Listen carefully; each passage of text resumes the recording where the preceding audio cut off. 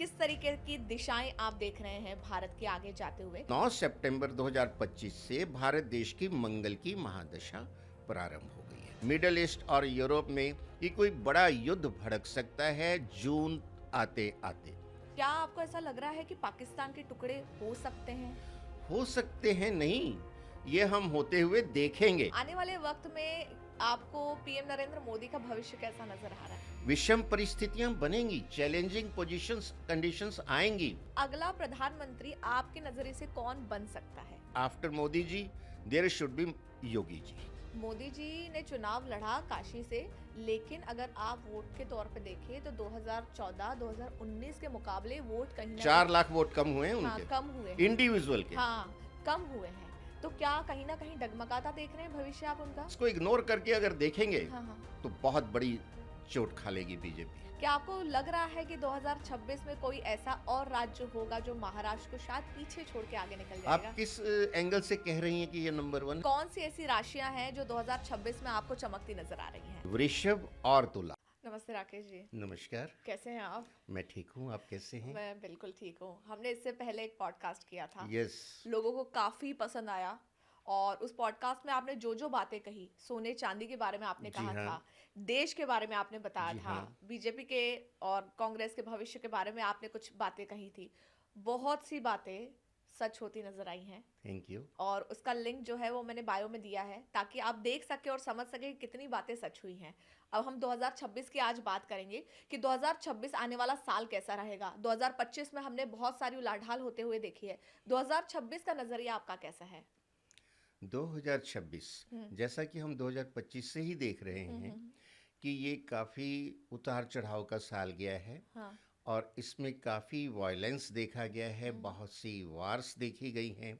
और अभी जाते जाते भी देखिए, कुछ दिन पहले सिडनी ऑस्ट्रेलिया में मुस्लिम कट्टरपंथियों ने जो यहूदी लोग अपना उत्सव मना रहे थे उस पर गोलियां चलाई और बहुत से लोग मारे गए। कितना दुखद है ये मानवता के लिए। और नवंबर में दिल्ली में बम फटा, कारें उड़ गईं, बहुत से लोग मरे और बहुत से घायल हुए। और दुखद बात तो ये थी कि जिन्होंने ये आतंक किया वो डॉक्टर थे, MBBS MD, और थे मुस्लिम कट्टरवादी। मतलब मेडिकल एजुकेशन लेने के बाद भी जो उसमें आतंक और कट्टरवाद नहीं गया। और जो डॉक्टर जिंदगी बचाने की बात करते हैं, सर्टिफिकेट लेते समय, डिग्री लेते समय शपथ खाते हैं मानवता को बचाने की, वो नरसंहार पे आ गए हैं। ये कैसा जो कलयुग है। और उसके पहले कश्मीर में जो हुआ वो हम सब ने देखा। तो ये साल बहुत दुखद गया। हाँ। यूक्रेन रशिया की वार है, हमास इज़राइल की वार है, इंडिया पाक की वार हुई, और इज़राइल ईरान की हुई। और अभी कुछ दिन पहले साल ख़त्म होते होते चूँकि मुस्लिम आतंकवादियों ने नाइजीरिया में क्रिश्चियंस को मारना शुरू किया तो USA ने नाइजीरिया पे बम्बार्डमेंट की। तो इस तरह जो हम देख रहे हैं, ये कहीं बचाव नहीं दिख रहा। आने वाला 2026 जो साल है, अगर हम निमेरो से देखते हैं 2 + 2 + 6 10, और ये सिंगल डिजिट पे 1 पे आता है। ये सूरज का साल है, ग्रह मंडल के राजा सूर्य का, सन का साल है। और इसमें भी जो परिस्थितियां हैं, जैसे हम देखें वैदिक से, तो पूरे वर्ष शनि मीन राशि में ही रहेंगे। अच्छा। 2025 के मार्च से मीन में आ गए थे। और जो राहु हैं वो 5 दिसंबर 2026 तक कुंभ में रहेंगे। जी। केतु सिंह में रहेंगे। और ये मेन प्लैनेट्स हैं, और ये क्रूर प्लैनेट हैं, पापी प्लैनेट हैं। और जो सबसे शुभ ग्रह है गुरु, जो 13 महीने एक राशि में रहता है, वो अतिचारी हो गया है। अभी 2026 के बिगनिंग में वो मिथुन राशि में वक्र गति से जा रहे हैं। अच्छा। यानी रिवर्स गियर में। उसके बाद वो 2 जून को अपनी उच्च राशि कर्क में आएंगे और वो वहाँ 31 अक्टूबर तक रहेंगे। ये समय अच्छा होगा थोड़ा। और फिर उसके बाद वो सिंह में आएंगे, लेकिन इनका राहु और केतु के साथ षडाष्टक बन जाएगा। अच्छा। तो ये जो परिस्थितियां दिखा रही हैं कि 2026 भी उथल-पुथल का और दुर्घटनाओं का वर्ष रहेगा। 2026 में भी प्राकृतिक आपदाएं बहुत आएंगी। जनवरी 15 के बाद पंचग्रही योग बन जाता है मकर राशि में। तो हमें भी बहुत सावधान रहना है कि गणतंत्र दिवस हमारा जो 26 जनवरी को आता है, उसमें कोई आतंकी हमला ना हो और हमारी जो सेनाएं हैं, सुरक्षा एजेंसियां हैं और सरकार है, उनको बहुत सजग रहने की ज़रूरत है। और हमें 2026 में और भी भयंकर युद्ध होते हुए दिखाई देंगे। और युद्ध के ऊपर से मुझे बात याद आ रही है, जब हमने मार्च और अप्रैल में इंटरव्यू किया था, आपका पॉडकास्ट किया था, तब आपने बहुत स्पष्ट तौर पे कहा था कि जो युद्ध हो रहे हैं देश भर में, ये युद्ध आने वाले वक्त में और बढ़ सकते हैं, जी हाँ। है ना? और भारत के लिए समय बहुत अच्छा है, हम ऐसा नहीं कहेंगे सैन्य तौर पर। और देखिए वो होता हुआ भी नजर आया है। फिर वो दिल्ली में जिस तरीके का ब्लास्ट हुआ वो हम कह दें, कश्मीर में जिस तरीके की स्थिति है वो हम कह दें, पाकिस्तान के साथ हमारा युद्ध हुआ, और ये सारी चीजें सर आपने पिछली बार जी बताई हाँ। थी, जो सच जी होती हुई नजर भी आई हैं। और जैसा आप कह रहे हैं कि 2026 में भी ये जो स्थिति है वो आगे देखने के लिए मिल सकती है। जी हाँ। ठीक है, तो अब ऐसे समय में अगर भारत को अपना बचाव करना है तो कौन कौन सी चीजों पर ध्यान रखना चाहिए? सबसे पहले तो हमें जो अपनी सेनाओं को और ज़्यादा मजबूत करना चाहिए। हाँ। और जो अंदरूनी आस्तीन के सांप हैं, जो देश के लिए बड़ी भारी सुरक्षा है का खतरा है, भारी सुरक्षा को खतरा दे रहे हैं। और मैंने अभी रिसेंटली पिक्चर भी देखी थी धुरंधर, उसमें ये डायलॉग भी आता है कि हमारे देश में जो आस्तीन के सांप हैं, नंबर 1 पे तो वो हैं, पाकिस्तान तो नंबर 2 पे पे आता आता है। है। ये डायलॉग है पिक्चर का। हाँ, हाँ। ये आज के यथार्थ को एकदम क्लियर बता रहा है कि हमें अपने बॉर्डर पे भी मजबूत रहना है, देश के अंदर भी सुरक्षा को मजबूत करना है। चाइना का भरोसा नहीं कर सकते, अरुणाचल पे उसकी गिद्ध दृष्टि है। और पाकिस्तान की जो हालत है, उनकी तो रोजी रोटी ही इस बात पे चलती कि हम भारत से कितनी ज़्यादा दुश्मनी कर सकते हैं, भारत में कितना ज़्यादा आतंक फैला सकते हैं। मतलब एक तरह से वो चंडाल युग में प्रवेश कर गए हैं, कलयुग से तो कहीं आगे चले गए हैं। और जो अंदरूनी स्थितियां हैं पाकिस्तान की, उनसे नज़र हटाने के लिए पाकिस्तान कोई बड़ा हमला कभी भी हमारे ऊपर कर सकता है। अच्छा। उसके लिए हमें पूर्णतया तैयार रहना है। और वो हमारी लीडरशिप बार बार कह चुकी है कि सिंदूर पार्ट 1 हुआ है, लेकिन ऑपरेशन अभी कंप्लीट नहीं हुआ है, पॉज है।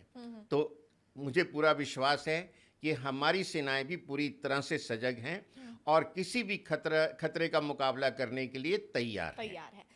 अमेरिका हो, रशिया हो, इनके साथ जो हमारे संबंध है, चाइना हो, क्या इनके साथ आने वाले वक्त में, स्पेशली मैं चाइना की बात करूं, कि आने वाले वक्त में इनके साथ संबंध अच्छे होते नजर आ रहे हैं आपको?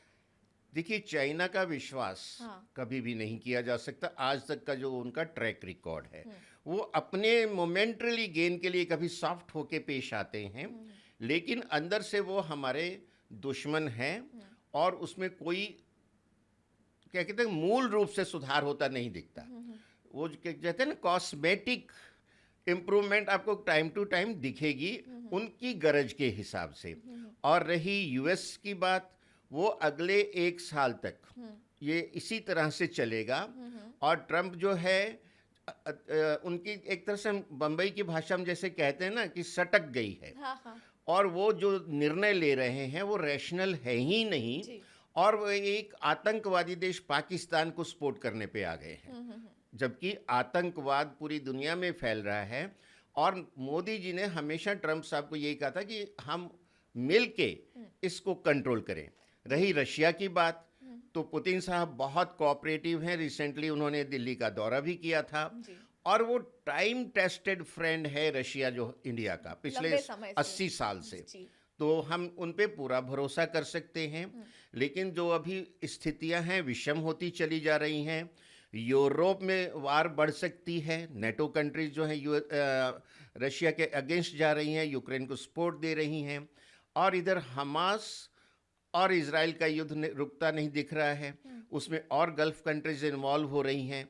तो हमें जो है बड़ा भयंकर स्थिति दिखती है मिडल ईस्ट और यूरोप में कि कोई बड़ा युद्ध भड़क सकता है जून आते आते। अच्छा, भारत देश का मैं आपसे भविष्य जानना चाहती हूँ 2026 के हिसाब से किस तरीके की दिशाएं आप देख रहे हैं भारत के आगे जाते हुए और साथ ही अगर राशियों के तौर पर देखा जाए तो क्या नजरिया आपका?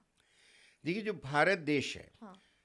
इसकी वैसे तो ये सतयुग से है, हम्म। लेकिन एक कैलकुलेशन के लिए हम जो इसकी स्वतंत्रता दिवस है, 15 अगस्त 1947 रात को 12 बजे, हम्म। उसकी अगर कुंडली बनती है तो उसमें वृषभ लगन आता है, और सेकंड हाउस में मंगल आता है, और थर्ड हाउस में 5 प्लेनेट आते हैं। उसमें सूरज भी है, चंद्रमा भी है, राहु भी है, शनि है। तो जो इनकी कुंडली बनती है कर्क लगन की बनती है। और अभी 9 सितंबर 2025 से भारत देश की मंगल की महादशा प्रारंभ हो गई है। अच्छा। तो मंगल की महादशा प्रारंभ हुई। मंगल हमारी कुंडली में, देश की कुंडली में सप्तमेश और द्वादशेश है। सप्तम भाव जो है जनता को दिखाता है देश की कुंडली में, और फॉरेन कंट्री से रिलेशन दिखाता है। 12th हाउस एक्सपेंडिचर दिखाता है, और फॉरेन के साथ जो है हमारी जो डीलिंग्स हैं उसको दिखाता है कि फॉरेन में हम कितना खर्चा करते हैं, क्या लेके आते हैं, क्योंकि 12th हाउस फॉरेन है, देश की कुंडली के हिसाब से देखते हैं। और मंगल जो है वो लाल रंग का बहुत गुस्से वाला प्लेनेट है, और बहुत उसमें ऊर्जा है, एनर्जी बहुत है। और ये दिखाता है भूमि को, खिलाड़ियों को, पहलवानों को, आर्मी को, फोर्सेस को, आर्म्स एंड एम्यूनिशन, जो हमारे अस्त्र शस्त्र हैं, उन सबको दिखाता है। उसकी महादशा शुरू हो गई है। अच्छा। तो अब जो है ये हिंसा को भी दिखाता है। तो इस समय जो परिस्थितियां बन रही हैं और जो प्लेनेट की पोजीशन है, बड़ी जो किसी आतंकी कार्रवाई की तरफ इंडिकेशन है। अच्छा। सांप्रदायिक दंगे होने की संभावना है फरवरी, मार्च, अप्रैल के बीच। और जो है हमारा मिलिट्री हार्डवेयर का प्रोडक्शन बहुत बढ़ेगा। हमारी भूमि में जो है किसानों के लिए जो उनके कानून हैं लैंड रेवेन्यूज़ वगैरह के, उसमें काफ़ी सुधार आएगा। हमारा एग्रीकल्चर इम्प्रूवमेंट होगा। अच्छा। हमारे जो हैं सेनाएं मजबूत होंगी, खिलाड़ी मजबूत होंगे, और हमारा जो हार्डवेयर, मिलिट्री हार्डवेयर का एक्सपोर्ट बहुत बढ़ेगा। हम 2032 होते होते विश्व की टॉप 3 सैनिक शक्ति में से एक होंगे, और हम जो है बड़े बड़े हथियार एक्सपोर्ट करेंगे। जो हम आज इंपोर्ट करते हैं, we will be a big exporter of military hardware. और इस तरह से हमारे देश का विकास होगा, मजबूत होगा। लेकिन बीच में चैलेंजेस भी आएंगे, क्योंकि मंगल जो है हिंसा कराता है, लड़ाई करवाता है, शौर्य दिखाने के लिए मजबूर करता है। तो बड़े युद्ध भी हमें लड़ने पड़ेंगे जी। और हम ये कोशिश करेंगे कि हम इंटेंगल नहीं हो यूरोप और मिडल ईस्ट के युद्धों में।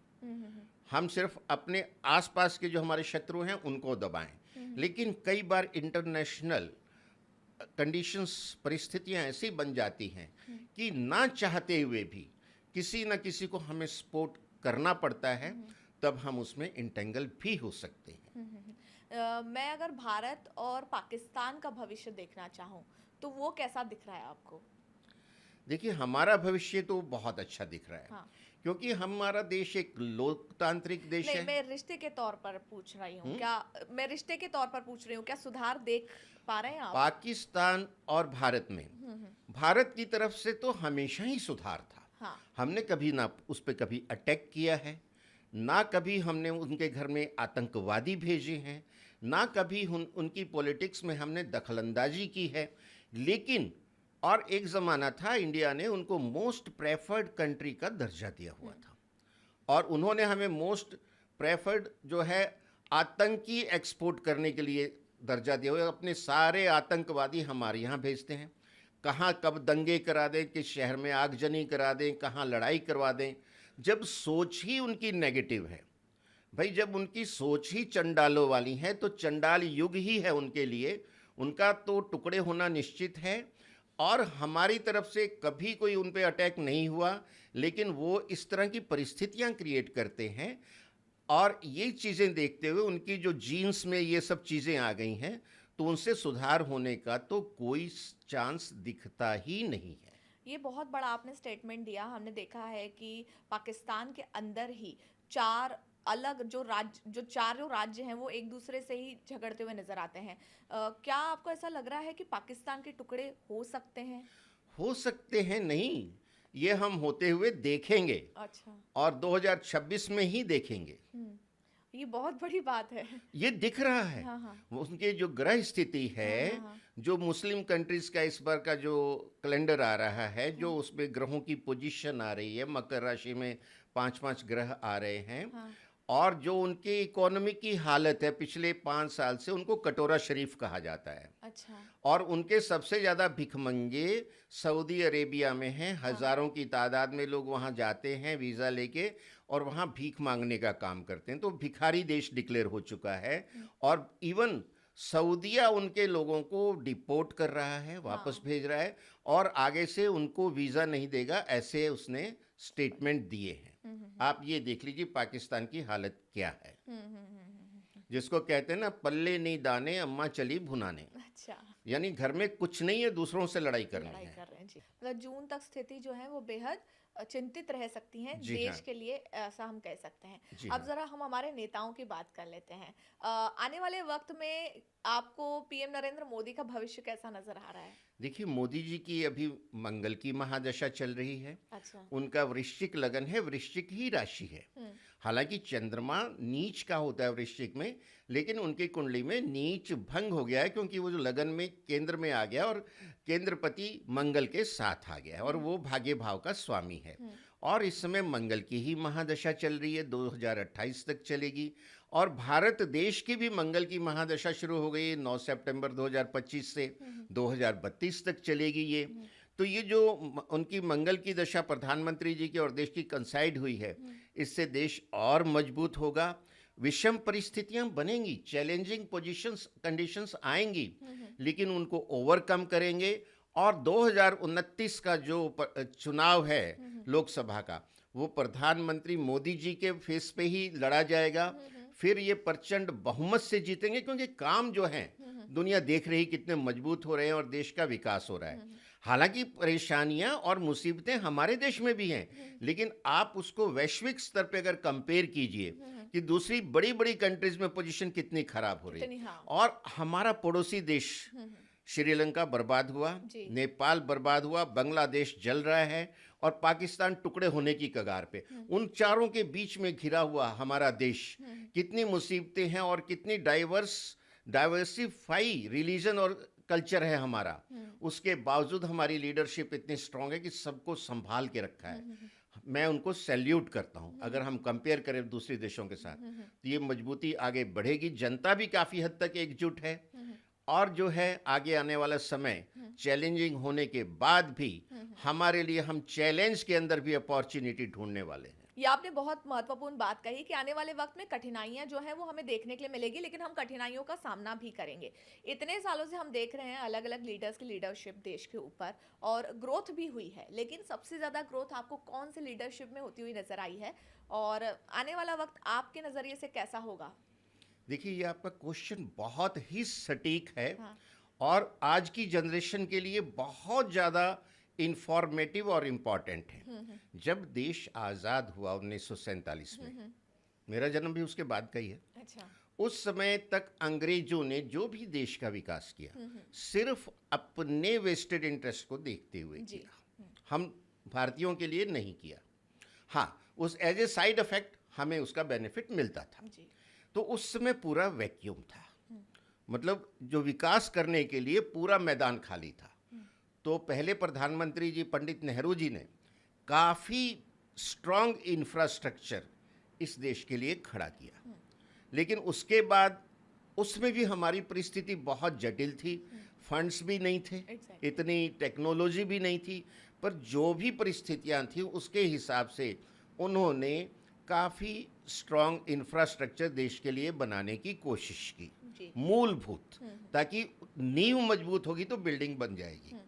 उसके बाद विकास की गति कमज़ोर रही, हुँ। जितनी होनी चाहिए थी नहीं हुई। इसके अनेकों कारण थे, लेकिन जब से बीजेपी की सरकार आई है 2014 से, विकास को पंख लग गए हैं, बहुत तेजी से विकास हुआ है। देखिए हमारी अर्थव्यवस्था 11वें नंबर पे थी और 11 साल में वो चौथे नंबर पे आ गई है। जी।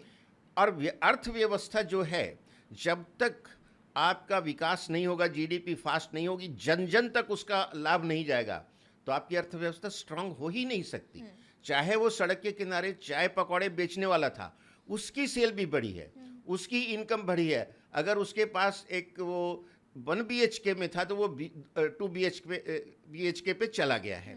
और जो मिडिल क्लास थे वो और ऊपर उठे हैं, जो उद्योगपति थे वो विश्व में कीर्तिमान स्थापित कर रहे हैं। तो चहुमुखी विकास हुआ है।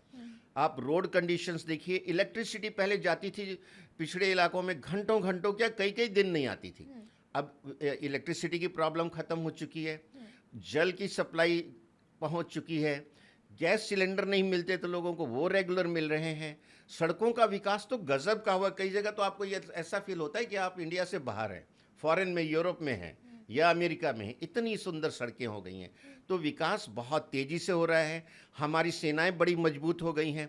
हमारी महिला क्रिकेट टीम भी वर्ल्ड कप जीत के लाई है। यानी खेलों में भी बहुत आगे बढ़ रहे हैं। चहुमुखी विकास है। और हम टेक्नोलॉजी में भी आगे बढ़ रहे हैं। मिलिट्री हार्डवेयर का हमारा प्रोडक्शन, रिसर्च बढ़ रही है, प्रोडक्शन बढ़ रहा है। और ब्रह्मोस ने जो कमाल दिखाया दुनिया ने देखा है। तो इसमें कोई दो राय नहीं, ये बहुत मजबूत लीडरशिप है। और आगे विकास और तेज गति से होगा। हर चैलेंज को कुचलते हुए हमारी लीडरशिप अपॉर्चुनिटी में कन्वर्ट करेगी। इससे जुड़ा मैं एक सवाल पूछना चाहती हूँ। जैसे आपने कहा कि बीजेपी की सरकार आने के बाद 2014 से विकास जो है उसको पंख लग गए हैं। ऐसा क्या इन सालों में मैं एस्ट्रो के तौर पर आपसे समझना चाहूंगी, ऐसा क्या उन ग्रहों की स्थितियों में बदलाव आया कि 2014 के बाद आपके नजरिए से ग्रोथ बढ़ी है? देखिए जो लीडरशिप है उस पर बहुत डिपेंड करता है। अच्छा। तो जब प्रधानमंत्री जी आए 2014 में, उनकी चंद्रमा की महादशा थी। अच्छा। चंद्रमा उनके भाग्य का स्वामी हो की लगन में बैठा है। दूसरा, वो पूरे बहुमत से आए।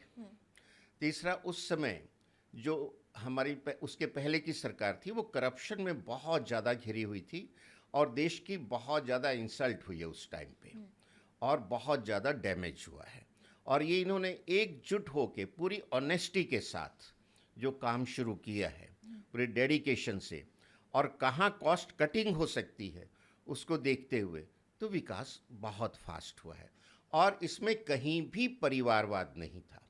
पिछले सरकार के जो घटक थे, उनके जितने मुखिया थे पार्टियों के, सबके परिवारवाद का फंडा पहला था।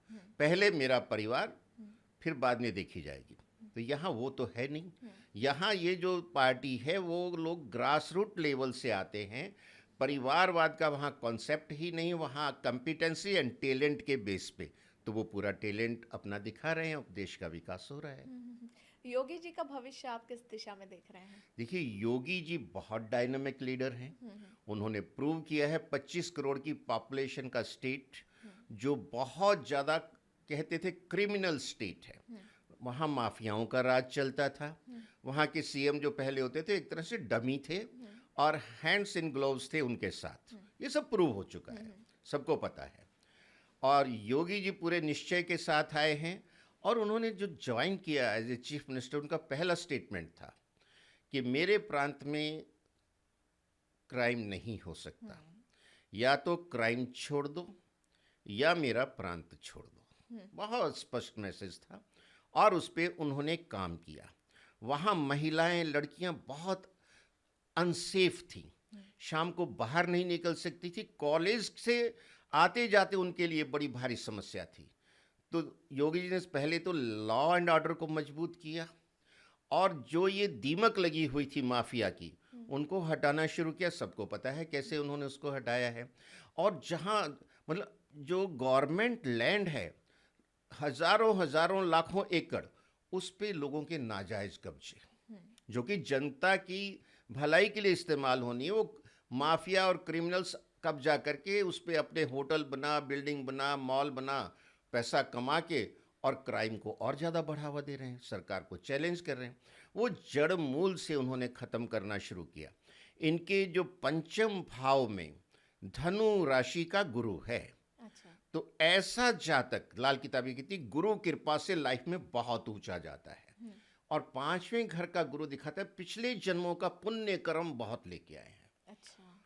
तो ये गुरु कृपा, आश्रम में थे, गुरु ने पहले तो अपनी पार्लियामेंट की सीट दी इनको, फिर जब वो ब्रह्मलीन हुए तो इनको जो मठाधीश बना के गए हैं, इनको दैविक शक्तियां दे के गए हैं।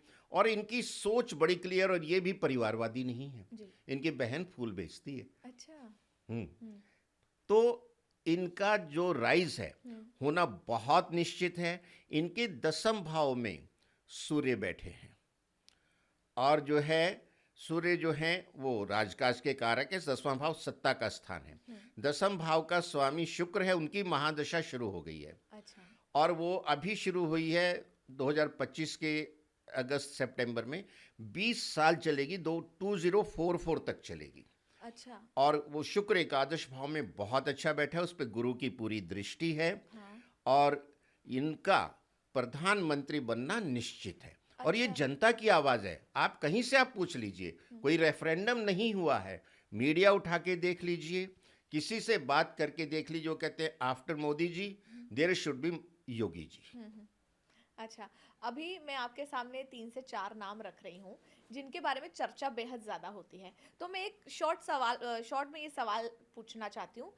देवेंद्र फडणवीस जो महाराष्ट्र का भी फिलहाल सीएम है, नितिन गडकरी जी, उनका नाम भी बड़ी चर्चा में रहता है।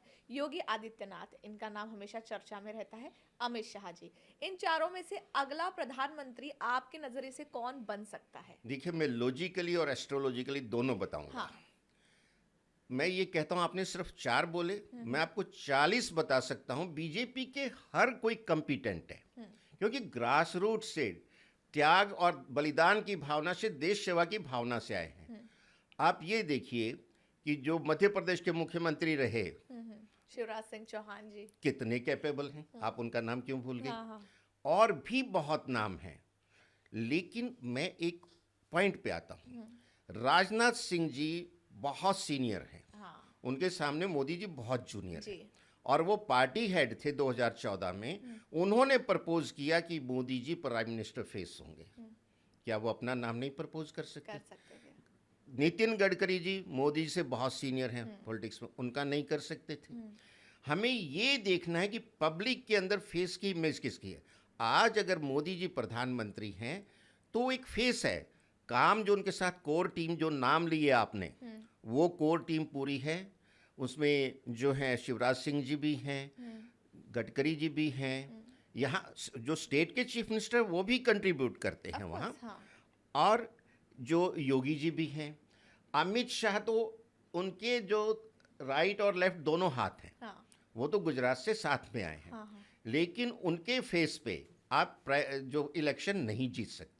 वो नंबर 2 हैं, अच्छा। नंबर 2 रहेंगे। अच्छा। तो अगर आपको इलेक्शन जीतना है तो आपके पास जो फेस है वो सिर्फ और सिर्फ योगी जी का है। अच्छा। योगी जी 25 करोड़ जनता को कमांड करते हैं। एक बात, अब मैं टॉपिक थोड़ा सा चेंज करता हूं, बट रेलेवेंस में करता हूं। सबसे पहले prime minister Nehru ji UP से, दूसरे prime minister Lal Bahadur Shastri UP से, तीसरी prime minister Indira Gandhi UP से, चौथे प्राइम मिनिस्टर आपके अपने उनके बेटे राजीव गांधी यूपी से, मतलब यूपी से इलेक्शन। उसके बाद जो वीपी सिंह आए यूपी से, उसके बाद चंद्रशेखर आए यूपी से। मतलब यूपी कमांड करता था, अगर पीएम आना है तो यूपी से आना। हाँ। लेकिन दूसरों को चांस मिलना था, मिला। नरसिम्हा राव आए, इंद्र कुमार गुजराल आए, देवे गौड़ा आए कर्नाटका से जी। हाँ। उसके बाद आए अटल जी। अटल जी मध्य प्रदेश से बिलोंग करते हैं, लेकिन वो इलेक्शन जीत के आते थे लखनऊ से। तो टेक्निकली वो यूपी के थ्रू आए यूपी के थ्रू, लखनऊ से इलेक्शन जीत के आज उस सीट से राजनाथ सिंह जीतते हैं। अच्छा, उसके बाद जब आते हैं मनमोहन सिंह जी, वो तो कहीं से भी नहीं थे। हाँ। एक बार वो इलेक्शन लड़े थे, हार गए थे। हाँ। राज्यसभा में ले आते थे उनको, उनकी मेजोरिटी थी उस समय। तो उनको किस स्टेट से कहेंगे आप देख लीजिए, ये आप डिसाइड कीजिएगा। उसके बाद जब मोदी जी आते हैं गुजरात से आते हैं, और वो आते हैं via UP, yes, election election Kashi से लड़ते हाँ। हैं। तो कहने का मतलब कि नरसिम्हा राव से लेके मोदी जी तक कोई भी यूपी से नहीं है। आप समझ रही हैं मेरी बात को जी जी। कि नरसिम्हा राव से लेके मोदी जी तक कोर कोई भी यूपी का नहीं। UP is now missing and the biggest state, जो 85 एमपीज देती थी, पार्टीशन हो गया, उत्तराखंड बना, 5 वहां चले गए, 80 अब भी। 80 इधर है। अब यूपी का हक भी बनता है और यूपी का स्ट्रांग मैन भी है, लीडरशिप भी है। अगर इसको इग्नोर किया बीजेपी के हाई कमान ने, तो जो कोर वोटर है बीजेपी का, वो निराश होगा और हो सकता है वो पार्टी से विमुख हो जाए। अच्छा। ये मैं बीजेपी की कोर लीडरशिप को, हाई कमान को हाथ जोड़ के एक्सप्लेन कर रहा हूं। हाँ। चाहे तो मेरे साथ बैठ के 1 to 1 डिस्कस कर लें। हाँ। अगर इस पब्लिक ओपिनियन को उन्होंने चेंज करने की कोशिश की, दे मे लूज द इलेक्शन। ओह, ये बहुत बड़ा जी हाँ, और statement मैं कहता हूं, मैं हाथ जोड़ के कहता हूं, देशहित में कहता हूं, कोई भी आए मेरे से इस विषय पे चर्चा कर ले, तर्क संगत और न्याय संगत। हाँ हाँ सर, जैसे कि हम देख सकते हैं कि इस बार 2024 के जब चुनाव हुए ना, मोदी जी ने चुनाव लड़ा काशी से, लेकिन अगर आप वोट के तौर पे देखें तो 2014-2019 के मुकाबले वोट कहीं ना 4 लाख वोट कम हुए हैं हाँ, उनके, कम हुए हैं। इंडिविजुअल के। हाँ, कम हुए हैं। तो क्या कहीं ना कहीं डगमगाता देख रहे हैं भविष्य आप उनका? नहीं, ये एक साजिश हुई है अच्छा। और लोगों को अब एहसास हो गया है, क्योंकि पूरी जो देश में आस्तीन के सांप हैं और जो विदेशी हमारी विरुद्ध ताकते हैं, वो सारी एकजुट थी कि किसी भी कीमत पे अगर शतरंज में जो चाल ऐसी चली जाए कि राजा मर गया तो टूट गया, यानी मोदी जी को ही हरा दो। सारी दुनिया वहां लगी हुई थी हराने के लिए और किसी भी तरह से उस वोट को तोड़ने के लिए, किसी भी कीमत पे। आप समझ रही हैं मेरी बात? तो जो कोर वोटर थे वो तो किसी भी तरह से हिलते नहीं ना, तो वो 1.5 लाख वोटों से जीते, जबकि पहले लगभग 4.5-5 लाख वोटों से जीतते थे। अब वो बात नहीं होगी, क्योंकि जो हिले हैं उन्होंने देखा है कि उन्होंने नुकसान खुद को पहुंचाया है। काशी को उन्होंने क्या बना दिया है अपनी कॉन्स्टिट्यूंसी को। इवन राम मंदिर आप देख लीजिए, राम बहुत बड़ा मंदिर मुद्दा देखिए, था। हाँ, और तीर्थ स्थल देखिए, और आगे और भी सुधार होता जाएगा। ये सनातन का देश है, बाकी जो थे आक्रांता थे, इतिहास बताता है। और हमारा देश सनातन सतयुग से है। अगर उनको हम काउंट करते हैं, 5 मिलियन ईयर्स प्लस हमारी हिस्ट्री रिकॉर्डेड कहती है। 4 वेद हमारे पास हैं, 108 पुराण है हमारे पास रामायण है, गीता है, महाभारत है, अनेकों ग्रंथ हैं और सब ज्ञान से भरे पड़े हैं। और इतना ज्ञान, नालंदा यूनिवर्सिटी जब होती थी, दुनिया में कहीं कोई यूनिवर्सिटी नहीं होती थी, और एक आक्रांता दरिंदा जहां आया और उसने जला दी नालंदा यूनिवर्सिटी। जब जला दी तो उसकी लाइब्रेरी 6 महीने तक सुलगती रही है। कितना ज्ञान था, और हजारों लोगों को मारा गया क्योंकि उनको ज्ञान है।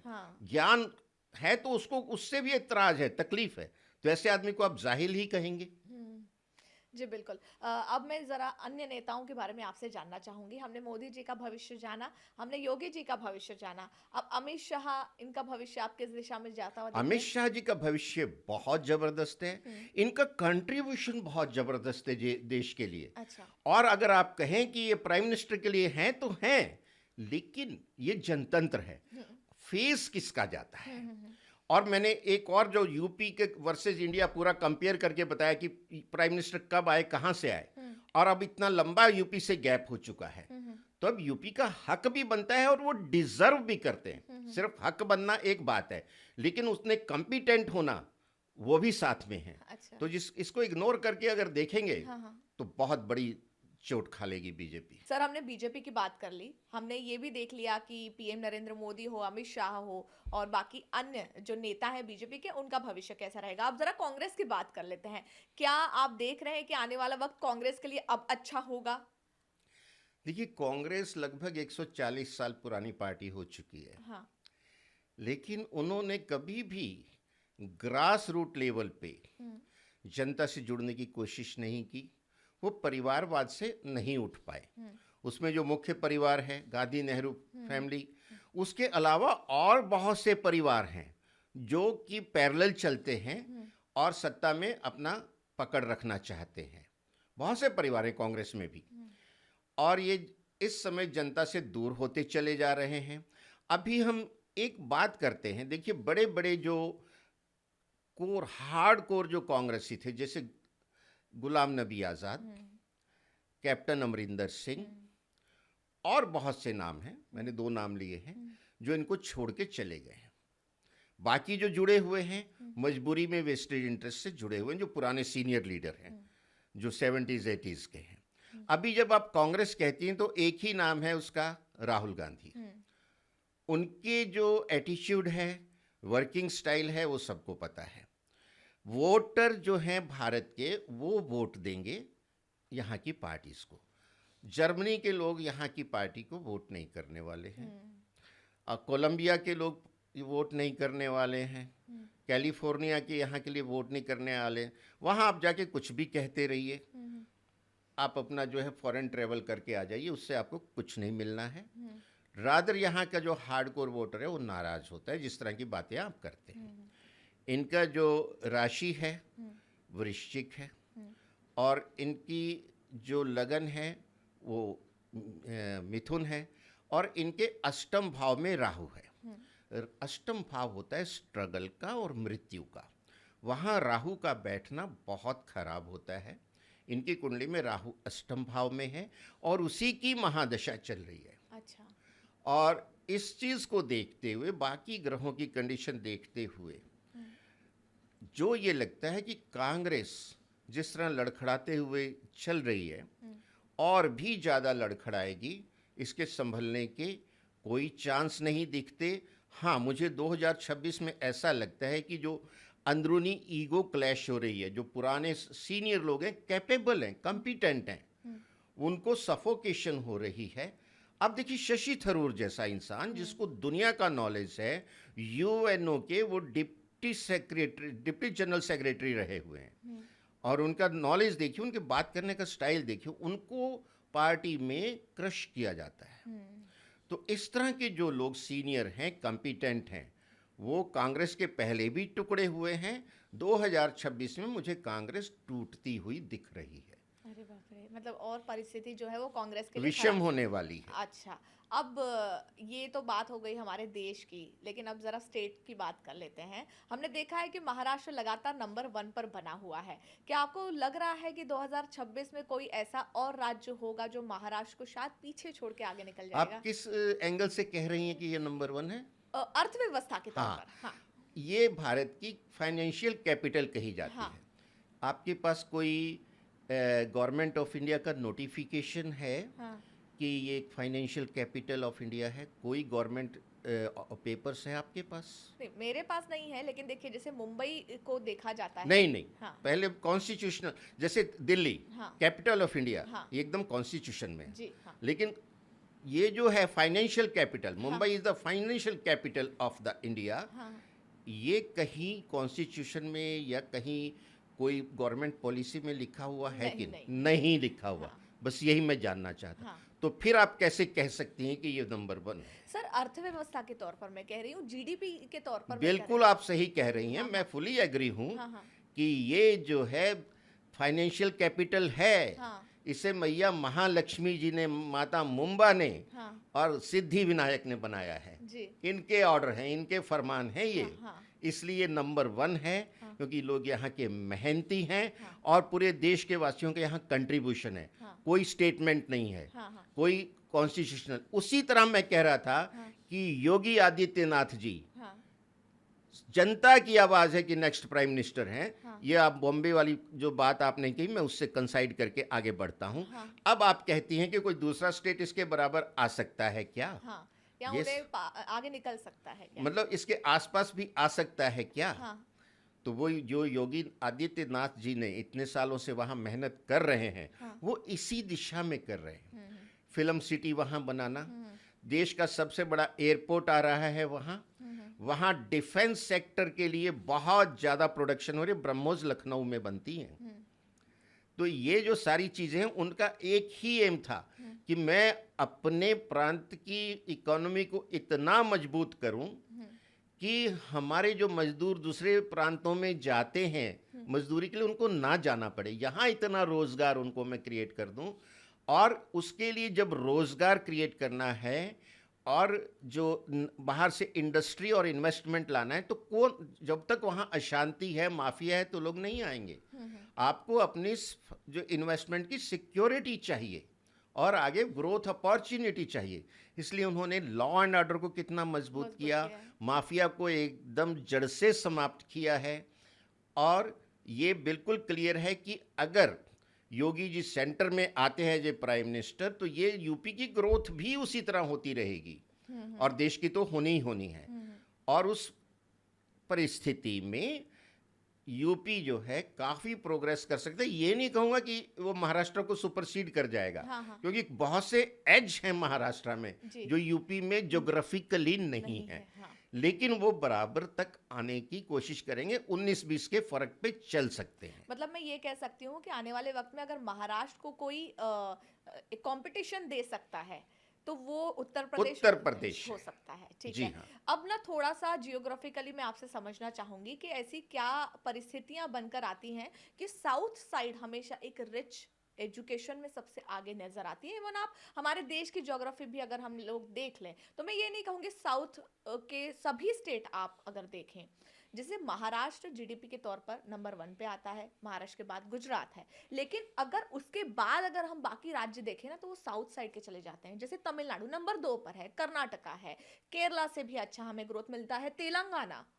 आंध्र प्रदेश। तो ऐसा क्या है साउथ साइड, दक्षिण के जगह पर, कि वहां पे हमेशा ग्रोथ नजर आती है ज्यादा साउथ में? हाँ। अगेन मैं ज्योग्राफी पे आऊंगा। अपना इंडिया का नक्शा देखिए। हाँ। जो नीचे का पोर्शन आता है यूं ट्रायंगल सा बनता है कर्व होते हुए, और वहाँ जो है 3 ओशियन मिलते हैं जी, bay of Bengal, Indian ocean and Arabian sea, और पूरा कोस्टल लाइन है। और ये पुराने हजारों सालों से वहाँ जो एक्सपोर्ट इंपोर्ट का है ना कॉन्सेप्ट, कि यहाँ से मसाले और प्रोडक्ट जो हैं विदेशों में जाते थे और विदेशों से यहाँ आते थे समुद्र के रास्ते। और यहाँ के जो लोगों को ब्रेन है ना, वो बहुत जो है बिजनेस माइंडेड है। और उसमें मैं आपको ऐड करूँगा गुजराती कम्युनिटी और जो पारसी कम्युनिटी। इंडिया में पारसीज आर गुजराती, क्योंकि सबसे पहले वो गुजरात में आए थे, तो उस एंगल से गुजराती में पारसीज भी कवर है। पारसीज बहुत ज़्यादा शार्प ब्रेन के हैं और उनको ये समुद्र के जो रास्ते हैं ट्रेडिंग के, ये कॉन्सेप्ट बहुत सैकड़ों सालों से क्लियर थे। और उन लोगों ने जो सहयोग दिया पूरे साउथ की बेल्ट में, तो उससे जो है बहुत विकास हुआ। और जो साउथ के लोग भी हैं वो भी बड़े मेहनती हैं, और वो कहते हैं कि पैसा हम कहाँ से खींच के ला सकते हैं। तो वो एक्सपोर्ट इंपोर्ट से हो सकता है कि अपने माल को बेच के आओ प्रॉफिट में, वहाँ से सस्ता लाओ और यहाँ महंगा बेचो, फिर profit versus profit. Even sir आप अगर स्टेट के तौर पर भी देखें तो अगर चलिए हम मुंबई की बात कर लेते हैं, शहर की बात करते हैं, साउथ मुंबई रिच इलाका है। दिल्ली हम चले जाएं, साउथ दिल्ली, वहाँ पैसा बेहद नहीं, देखिए साउथ बॉम्बे जो है ना, सबसे पहले डेवलप हुआ है।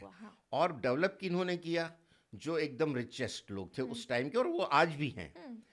और वो सारे के सारे ट्रेड करते थे, एक्सपोर्ट इंपोर्ट। फिर जैसे ही अपॉर्चुनिटी आई वो इंडस्ट्री में घुस गए। जैसे टाटा स्टील सबसे पहले आने वाली इंडस्ट्री में एक है वो। और फिर और जो है पारसीज फैमिली हैं, वो आपको सब पता ही है। मारवाड़ी फैमिली, बिरला जी बहुत पहले यहाँ आ गए थे।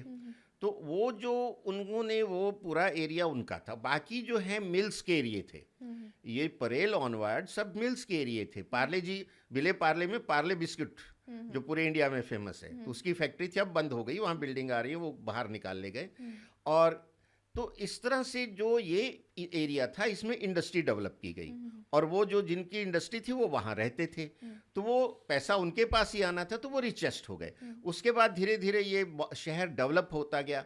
अब मैं बताऊं, मैं यहाँ 35 साल पहले आया था, जी। तो जिस एरिया में मैं रहता हूँ, जैसे ओशिवारा अंधेरी वेस्ट का वो एरिया जो है, उस समय वहाँ दिन में भी जाते डर लगता था, सुनसान एरिया था। और मैं उसके पहले जो लोग थे, यानी 60-70 साल पहले आए, वो कहते जुहू जाते डर लगता था। जुहू चर्च सुनसान जगह में था, जो कि आज स्कूल भी है वहाँ, जो कि जुहू सबसे कॉस्टली और पॉश एरिया हो गया है। तो धीरे धीरे ये एरिया डेवलप हुए। आज जो साउथ बॉम्बे है वो रिचेस्ट है, लेकिन आप ये देखिए जुहू और बांद्रा का एरिया भी अब कम नहीं रह गया है, जी। तो वो डेवलप हुए हैं। 2026 का साल अब शुरू हो गया है। राशियों के बारे में अब जानना चाहूंगी मैं कि कौन सी ऐसी राशियां हैं जो 2026 में आपको चमकती नजर आ रही हैं। देखिए 2026 में जब हम एंटर कर रहे हैं, हाँ। तो शनि मीन राशि में है, जो हाँ। जल तत्व की अंतिम राशि है हाँ। भचक्र की, वो पूरे साल मीन में रहेंगे। जी। ये एक क्रूर और पापी ग्रह हैं। अच्छा। अच्छा, जो राहु हैं वो 5 दिसंबर 2026, यानी ऑलमोस्ट पूरा ईयर ही हो गया ना, वो भी कुंभ राशि में ही रहेंगे। ये भी क्रूर और पापी प्लेनेट हैं। और जो केतु हैं वो भी 5 दिसंबर 26 तक जो है सिंह राशि में रहेंगे। ये राजा की राशि है, जी। Point to be noted. हाँ। ये राजा की राशि में केतु बैठा है, हाँ। तो राजाओं को विचलित कर रहा है, डायरेक्शनलेस कर रहा है, हाँ। इगोइस्टिक कर रहा है। हाँ। उनमें आपस में जो क्लैशेस हो रहे हैं, और उसका नतीजा हम पूरी दुनिया में देख रहे हैं। और जो सबसे शुभ ग्रह हैं गुरु, वो अतिचारी हैं, यानी जो राशि को वो 13 महीने में ट्रेवल करते थे, अब 5 महीने में कर रहे हैं। एक आदमी जो तेज भागेगा वो हांफेगा, दम फूलेगा, वो बात कर पाएगा आपसे नहीं। अच्छा, जो तेज भागेगा वो बड़ा सावधान रहेगा, मैं कहीं गिर ना जाऊं ठोकर लग के। तो गुरु जो शिष्यों को कंट्रोल करता है, ज्ञान देता है, उनका भला करता है। जब वो खुद ही जल्दी में है तो दूसरों का क्या भला करेगा वो। तो जब वो अभी रिट्रोग्रेड चल रहे हैं, फिर मार्च में वो मार्गी होंगे, और 2 जून को वो अपनी उच्च राशि कर्क में जाएंगे। अच्छा। जब कर्क में जाएंगे वो 5 महीने में कर्क राशि को ट्रेवल करेंगे। फिर अतिचारी हैं, और ये मेटल के कारक हैं, सोना और चांदी, तांबा, निकिल, कॉपर, जिंक, इन सब का जो है रेट आपको और बढ़ता हुआ दिखेगा। अच्छा। और 31 अक्टूबर को वो सिंह राशि में प्रवेश करेंगे, वहाँ मुलाकात होगी उनकी केतु से। अच्छा। तो फिर उनको ग्रहण, उनको जो है उससे केतु और जो गुरु का जो है वो कॉम्बिनेशन अच्छा नहीं है, चंडाल योग में आ जाएंगे। तो ये विषम परिस्थितियां कि जो गुरु से हमें हेल्प मिलनी थी वो भी नहीं मिलेगी। और क्रूर और पापी ग्रह जो हैं यथावत यहाँ जम के बैठे हैं, मतलब हिलने का नाम नहीं दे रहे। दूसरे प्लेनेट जो घूम रहे हैं, जैसे मंगल है, बुध है, शुक्र है, ये जो हैं फास्ट मूविंग प्लेनेट हैं। और चंद्रमा तो 2.25 दिन में राशि बदलता है। ये कभी उसके समसप्तक हो गए, कभी षडाष्टक हो गए, तो नेगेटिव परिस्थितियां बनती हैं। फिर भी हम राशि वाइज देखते हैं कि मेष राशि, मेष राशि के लिए चढ़ती 7.5 है, जो शनि 12वें घर में है, और इनके लाभ स्थान में राहु, पंचम में केतु, गुरु शुरू में 3rd हाउस में, फिर 4th में, 5th में। जब 4th हाउस में आएंगे तो हंस योग बनेगा। तो ओवरऑल जो है 7.5 के बावजूद भी मेष राशि वालों के लिए ये साल अच्छा जाएगा। उनकी प्रोग्रेस होगी, वो कोई फॉरेन ट्रेवल करना चाहते हैं, बिजनेस एक्सपेंड करना चाहते हैं, अगर वो जॉब में हैं तो उनके प्रमोशन के चांसेस हैं। तो इस तरह से जो मेष राशि है, पहली राशि मंगल की, उनके लिए हालात अच्छे हैं। अभी आपने मेष राशि के बारे में बता दिया, मैं दूसरी राशि वृश्चिक, इस राशि के बारे में जानना चाहती हूँ कि इस राशि का भविष्य आप कैसे देख रहे हैं। वृषभ राशि, इसका स्वामी शुक्र है, जी। ये भचक्र की दूसरी राशि है। हाँ। और ये पृथ्वी तत्व की राशि है। और जो शुक्र हैं वो भी सभी संसारिक सुखों के कारक हैं। और ना तो इनकी ढैया है इस समय, ना 7.5 है। बड़ा क्लीन फील्ड है इनके लिए। इनके लाभ स्थान में शनि है, और इनकी जो गुरु का मूवमेंट होगा वो अभी लाभ धन स्थान में है, फिर 3य भाव में, फिर 4th में आएगा। और इनके जो राहु केतु की पोजीशन है, राहु इनके 10th हाउस में है, और केतु इनके 4th हाउस में है। तो ये इनके लिए बहुत बढ़िया साल है। अच्छा। ये जैसे सोशल मीडिया में हैं, फिल्म इंडस्ट्री में हैं, हाँ। इनके फॉलोवर बढ़ेंगे, इनकी डिमांड बढ़ेगी तो इनकी इनकम भी बढ़ेगी। हाँ। इनका कोई फॉरेन ट्रैवल है तो वो हो जाएगा। हम्म। ये नई कोई प्रॉपर्टी ऐड करना चाहते हैं, वाहन नया लेना चाहते हैं, हाँ। वो ऐड हो जाएगा। कहीं पैसा रुका हुआ है, फंसा हुआ है, हाँ। वो पैसा इनको मिल जाएगा। अगर ये बिजनेस करते हैं, एक्सपेंशन कर सकते हैं। प्रोफेशन में हैं, प्रमोशन के चांसेस हैं।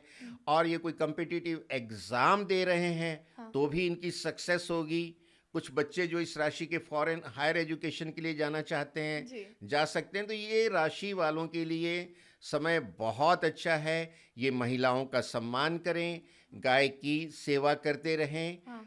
और जो है हनुमान चालीसा पढ़ते पढ़ते रहें। रहें।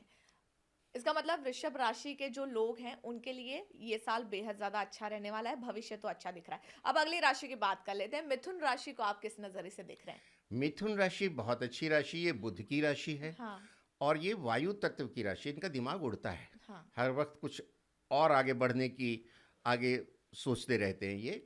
और इनकी ना ढैया है ना साढ़े सती है। हाँ। इनके लिए भी क्लीन पीरियड है। हाँ। अभी मिथुन में ही गुरु जो हैं गति कर रहे हैं, अच्छा। गोचर कर रहे हैं। तो इनका स्वास्थ्य अच्छा रहेगा, इनकी संतान से इनको लाभ होगा, इनका भाग्य अच्छा चल रहा है।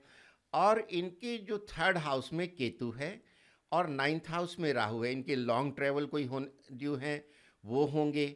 अच्छा, अभी जो इस साल में गुरु इनके तृतीय भाव में धन भाव में आएगा उच्च का होके, तो कहीं कोई पैसा रुका हुआ है वो इनको मिलेगा। इनकी वाणी प्रभावशाली होगी और बुध का जो प्रभाव है सोशल मीडिया पे बहुत ज़्यादा है। अच्छा। तो जो सोशल मीडिया से कनेक्टेड हैं उनकी रीलें तो खूब वायरल होने वाली हैं, फॉलोवर बढ़ने वाले हाँ। हैं। नेचुरली उनकी इनकम भी बढ़ेगी। अगर फिल्म इंडस्ट्री में हैं और रोल ऑफर होंगे उनको। ये व्यापार की भी राशि है। हाँ। आप अपने व्यापार का भी एक्सपेंशन कर सकते हैं और इसमें एक्सपोर्ट इंपोर्ट वालों को भी काफ़ी अच्छा लाभ होता हुआ दिख रहा है। अच्छा। तो ये राशि भी इस साल में बहुत अच्छी जाएगी। ये पक्षियों को हरी मूंग भिगो के खिलाते रहें, हाँ। गाय की सेवा करते रहें और जो है हनुमान चालीसा पढ़ते रहें। जी। कर्क राशि कैसी रहेगी? कर्क राशि ये चौथी राशि है भचक्र की। हाँ। ये जल तत्व की राशि है। हाँ। चंद्रमा इसके स्वामी है। चंद्रमा बड़े इमोशनल होता है। हाँ। चंद्रमा मन सो जाता, मतलब जो आपका मन है वो चंद्रमा है। जी। और वो चंद्रमा की तरह ही चंचल है। कभी कुछ एक एक मतलब फ्रैक्शन ऑफ सेकंड में उसकी थॉट बदलती जाती है। अच्छा। मन बदलता चला जाता है। तो ये भावनात्मक राशि है। हाँ। इसकी भी ना तो साढ़े सती है ना ढैया है। हाँ। और इसी के जो लगन में हाँ। कर्क राशि में ही 2 जून से गुरु जी उच्च के होके आएंगे। अच्छा। तो इनका हंस योग बनेगा। ये इनका 5 महीने का बहुत अच्छा पीरियड होगा, जून से लेके अक्टूबर एंड तक। अच्छा। उसके बाद जब वो सिंह में आएंगे गुरु तो फिर भी और अच्छे फल देंगे। हाँ। इनके जो काम रुके हुए हो जाएंगे। हाँ। शादी योग्य जो युवक युवतियां हैं उनके विवाह के बड़े अच्छे योग बनते हैं, वो पूरी ट्राई कर लें। हाँ। ऐसी अपॉर्चुनिटी रोज रोज नहीं आती। अच्छा। जिनके पति पत्नी के संबंध अच्छे नहीं हैं वो अच्छे हो जाएंगे, कोशिश कर लें। हाँ। और इनके जो है अभी जो 12वें घर में गुरु चल रहे हैं तो हायर एजुकेशन के लिए अभी ये फॉरेन जाना चाहते हैं। हाँ। हाँ। कोई वीज़ा रुका हुआ है कुछ तो क्लियर हो जाएगा, हायर एजुकेशन के लिए वहाँ जा सकते हैं। इनके अष्टम भाव में राहु हैं हाँ। और धन भाव में केतु हैं। हाँ। ये पोजीशन थोड़ी अच्छी नहीं है। जो अष्टम का राहु होता है ना हाँ। हाँ। वो थोड़ी तकलीफ देता है। तो ये अपने पास 2 बाई 2 सेंटीमीटर का चांदी का स्क्वायर पीस, चक्कोर टुकड़ा हमेशा अपनी पॉकेट में रखें। हाँ। गाड़ी चलाते समय सावधानी रखें। जी। हनुमान चालीसा पढ़ते रहें और प्रत्येक सोमवार को शिव जी का पूजन करें। महिलाओं का सम्मान करें क्योंकि ये माता की राशि भी है। जी। चंद्रमा माता होती है। हाँ। हाँ। हाँ। अब मतलब कर्क राशि के लिए ये साल बहुत अच्छा रहने वाला है, ये तो यहाँ पर स्पष्ट हो गया है। और स्पेशली मैं कहूँ तो कर्क राशि के लिए ये जो साल है वो जून से लेकर दिसंबर तक बेहद अच्छा रहेगा। उपाय भी आपने बता दी जी थी। हाँ। सिंह राशि पर आ जाते हैं। सिंह राशि हाँ। ये ग्रह मंडल के राजा सूरज की राशि है। हाँ। और इसमें केतु बैठे हैं। जी। और इसके जो अष्टम भाव में शनिदेव जी, इनकी अष्टम ढैया है। अच्छा। तो इनको जो है बहुत सावधानी रखनी है। इनके लगन में केतु, सप्तम में राहु और अष्टम में शनि है। और जो इनके मूवमेंट होगा गुरु का, अभी एकादश भाव लाभ भाव में है, शुरू में बिगनिंग ऑफ द ईयर में, फिर 12th हाउस में आएंगे। तो हायर एजुकेशन के लिए बाहर जा सकते हैं, फॉरेन का कोई ट्रैवल है वो हो जाएगा, वीज़ा रुका है मिल जाएगा। फिर जो है गुरु जो है 31 अक्टूबर को सिंह राशि में आएंगे, तो इनकी कंडीशन और बेटर हो जाएगी, क्योंकि वहाँ से बैठ के ये सप्तम को, नवम को और पंचम को देखेंगे। एजुकेशन के लिए बहुत अच्छा है, लेकिन जो अष्टम में बैठा शनि और द्वादश में बैठा गुरु जो है, वो इनको जो है काफ़ी अंदरूनी फिलोसफिकल, मनोवैज्ञानिक बहुत तरह की भावनाएं देगा। और ये जो इनके विचार आएंगे, ज्ञान, अंदरूनी ज्ञान में, इंट्यूशन में बहुत वृद्धि होगी। और इनको पता लगेगा कि संसार में कौन अपना है, कौन पराया है। जी, मतलब थोड़ा कठिनाइयाँ रह सकती हैं। कठिनाइयाँ आएंगी, हाँ। और उनको जीवन की सच्चाई बताएंगे अच्छा, वो कठिनाइयाँ। तो इस पर उपाय भी तो होंगे। हाँ, उपाय ज़रूर हैं। हाँ। हनुमान चालीसा का पाठ करते रहें। हाँ। और शनिवार को छाया पात्र दान करें शनिदेव जी के मंदिर में। गरीबों को जो ये शनि की चीज़ें हैं, हाँ। जैसे कि तवा है, चिमटा है, हाँ। काली उड़द है, हाँ। सरसों का तेल है, हाँ। और जो काला छाता है, बुर्का है, हाँ। वो इस तरह की चीज़ें गिफ्ट देने से हाँ। राहत आएगी। हनुमान चालीसा पढ़ते रहें। हाँ। और पीपल के पेड़ को प्रतिदिन हल्दी मिला के जल दें, except Sunday. Sunday is holiday for people also. तो सिंह राशि कैसी रहेगी और उनके लिए उपाय क्या है, ये आपने बता दिए। अब जरा मैं कन्या राशि के बारे में जानना चाहती हूँ। कन्या राशि का भविष्य कैसा हाँ, दिख रहा है? कन्या राशि बुध की राशि है। हाँ। बुध कम्युनिकेशन देता है, स्किल देता है। और इस राशि की भी ना तो साढ़े सती है, ना ढैया है, बहुत क्लियर फील्ड है। और इसमें इन द बिगिनिंग ऑफ 2026 जो गुरु जी हैं, इनके 10th हाउस में विचरण कर रहे हैं, कर्म भाव में। तो इनके व्यापार में वृद्धि होगी, प्रमोशन ड्यू है वो हो जाएगा, और रुका हुआ धन है वो आ जाएगा, क्योंकि धन भाव को पंचम दृष्टि से देख रहे हैं। अच्छा। और इनके जो शनि है वो जो है 7th हाउस में बैठा है, राहु छठे में बैठा है। हाँ। छठे में शत्रु हंता होता है, यानी कोई किसी से मुकदमा चल रहा है, हाँ। केस है, वो जीत जाएंगे। किसी कंपटीशन में जा रहे हैं, ये उसमें जीत जाएंगे। मान लो आईएएस का कंपटीशन दे रहे हैं, हाँ। कोई और कॉम्पिटिटिव एग्जाम में, he will be winner. Okay. क्योंकि गुरु की भी कृपा आ रही है और इधर से राहु की सपोर्ट आ रही है। छठे में राहु शत्रु हंता, यानी आपके अपोनेंट्स को दूर हटा देगा, आप you will be the winner. और जो इनके जो है केतु 12th हाउस में बैठा है। 12th हाउस का केतु जो है ना, मोक्ष का कारक होता है, यानी फिर आपको तो धार्मिक जो ज्ञान है, स्पिरिचुअल, वो भी मिलेगा। लॉन्ग ट्रैवल कराता है, कोई वीज़ा रुका है, जैसे यूएसए वालों की वीज़ा की बड़ी प्रॉब्लम हो रही है आजकल, तो वीज़ा क्लियर हो जाएगा कन्या राशि वालों का। फॉरेन ट्रैवल हो जाएगा। बिजनेस में एक्सपेंशन करना है तो कर्म भाव में बैठा है गुरु, एक्सपेंशन करा देगा। आप कोई नई प्रॉपर्टी ऐड करना चाहते हैं वो हो जाएगी। विवाह योग्य जो बच्चे बच्चियां हैं, जैसे ही गुरु आएगा कर्क राशि में, अपनी उच्च राशि में, विवाह के योग बन जाएंगे। जी। तो जो किसी को प्रपोज करना है, फाइनल करना है, सेटल होना है, भाई हो जाओ इस साल। हाँ। बहुत ही बढ़िया योग है। अच्छा। और उपाय के लिए मैं आपको बताता हूँ, चूंकि आपके शनि सप्तम में हैं, तो आप शनिवार के दिन एक शहद का कलश, मिट्टी का कलश लें, आधा लीटर का, ढक्कन के साथ, और उसमें सुनसान जगह में, आइसोलेटेड प्लेस जहाँ कोई पॉपुलेशन नहीं, कलश में शहद भर के रख के आ जाएं। हनुमान चालीसा पढ़ते रहें, गाय की सेवा करते रहें, और चिड़ियों को हरी मूंग भिगो के खिलाते रहें। इससे इनका रुकावटें दूर हो जाएंगी। क्या बात है। अब तुला राशि की जरा बात कर लेते हैं। कैसा भविष्य दिख रहा है आपको तुला राशि का, किस दिशा में जा रहा है? तुला राशि वालों की वो भी बहुत लकी हैं इस साल में। क्या बात। ना तो उनकी साढ़े सती, हाँ। ना उनकी ढैया। अच्छा। एकदम जिसको कहते हैं ना, सड़क साफ है, फुल स्पीड पे गाड़ी दौड़ाओ, हाँ। हाँ। कोई ट्रैफिक ही नहीं है। हाँ। और आपके लिए गुरु जो हैं बड़े फेवरेबल हैं। हाँ। इस समय में आपके भाग्य भाव में चल रहे हैं साल के शुरुआत में, फिर आपके कर्म भाव में आएंगे हंस योग बनाते हुए, तो आपको सारी हर तरह की सफलताएं मिलेंगी। आपके कारोबार में वृद्धि होगी। ये सौंदर्य की राशि है, ये महिलाओं की राशि है, ये बैलेंस की राशि है। और इसका जो स्वामी शुक्र है, जो फिल्म इंडस्ट्री का, ये मीडिया का, सबका कारक है। तो जो तुला राशि की महिलाएं हैं ना, उनके तो कहते हैं लाभ ही लाभ है। अच्छा। चांदी ही चांदी है, मतलब वैसे भी आज चांदी तो सोना हो गई है तो चांदी ही चांदी, मतलब बहुत बढ़िया समय है उनके लिए। अगर फिल्म इंडस्ट्री में है, नए नए रोल मिलेंगे, उनकी फिल्में हिट होंगी, सोशल मीडिया में वो जो है बहुत वायरल होंगे, उनके फॉलोवर बढ़ेंगे, हर तरह से राइज करेंगे, बिजनेस एक्सपेंशन और एक्सपोर्ट इंपोर्ट। क्योंकि उनके भी जो जो 11th हाउस में बैठा है केतु, तो उनके भी एक्सपोर्ट इंपोर्ट से बहुत लाभ करवाएगा वो। और जो है, जो विवाह योग्य तुला राशि के हैं, उनका हंस योग बन रहा है।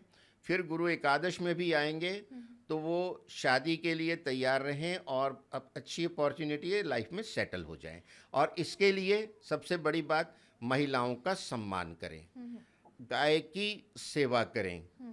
और शुक्रवार के दिन सफ़ेद चीज़ों का, जैसे कि चीनी है, चावल है, कपूर है, ये मंदिर में दे के आएँ। छोटे बच्चों में जैसे खीर बनवा के बांट सकते हैं, मंदिर में भी भोग लगा के बांट सकते हैं। छोटे बच्चों को वाइट कलर की आइसक्रीम खिला सकते हैं, बर्फ़ी खिला सकते हैं। तो इस तरह के छोटे छोटे उपाय करेंगे तो और ज़्यादा सक्सेस इनकी बढ़ जाएगी। अदरवाइज़ मैं ये कहूँगा कि 2026 की one of the most lucky राशि है। अच्छा, क्या बात है। मतलब तुला राशि one of the best lucky राशि है। बहुत बहुत शुभ समय है। अच्छा, बहुत क्या, ये तो बहुत बड़ी बात आपने कही। वृश्चिक राशि के बारे में अगर हमें जानना है तो कैसा नजरिया रखें? हाँ, वृश्चिक राशि वालों के लिए भी ना तो ढैया है, ना साढ़े सती है। अच्छा। तो एक तरह से क्लियर तो हो गया। हाँ हाँ। लेकिन इनकी क्लैरिटी में क्या है कि 4th हाउस में राहु बैठा है। अच्छा। 4th हाउस होता है भूमि भवन माता वाहन का सुख, तो उसमें थोड़ी सी ये समस्या करता है। और शनि जो है इनकी कुंडली में, वो बैठा है द्वादश भाव, तो वो पंचम भाव में बैठा है शनि। अच्छा। तो शनि जो है थोड़ा सा जो है ना, फिलॉसफी देता है, ज्ञान का घर है 5वां, उसमें बैठा है। तो ज्ञान कैसा देगा? गहन ज्ञान देगा, अंदरूनी ज्ञान देगा। और उसी तरह जो इनके जो इस समय गुरु बैठा है अष्टम भाव में बैठा है, इंट्यूशन का घर है, डीप थॉट है। तो इसको इस समय अंदरूनी ज्ञान बहुत आएगा। कई बार ऐसा पीरियड होता है कि हमें अंदरूनी ज्ञान की प्राप्ति होती है। इनके लिए ये साधना और सिद्धियों का समय है। स्पिरिचुअलिटी, जितनी ये पूजा पाठ करेंगे, उतना इनको जो है अंदरूनी ज्ञान आएगा और सिद्धि प्राप्त होती चली जाएगी। और ये अपनी सफलता के लिए थोड़ा सा कच्चा दूध पानी में डाल के उससे नहाएं। अच्छा। और ये हनुमान चालीसा पढ़ते रहें। 8 मंगलवार लगातार हनुमान जी को दूध वाले हलवे का भोग लगवाएं। जी। और जो गरीबों में दान करते रहें, गाय की सेवा करते रहें। इतने से इनका समय बहुत अच्छा जाएगा। अच्छा, अब अगली राशि के बारे में मैं पूछती हूँ, विच इज धनु राशि। कैसा नजरिया आपका दिख धनु रहा है? राशि जो है अग्नि तत्व की राशि है। हाँ। भचक्र की 9वीं राशि है। हाँ। और इसका स्वामी गुरु है। अच्छा। लेकिन इनकी इस समय चतुर्थ ढैया चल रही है, यानी इनके चौथे घर में गुरु शनि बैठे हैं, गुरु की राशि मीन में।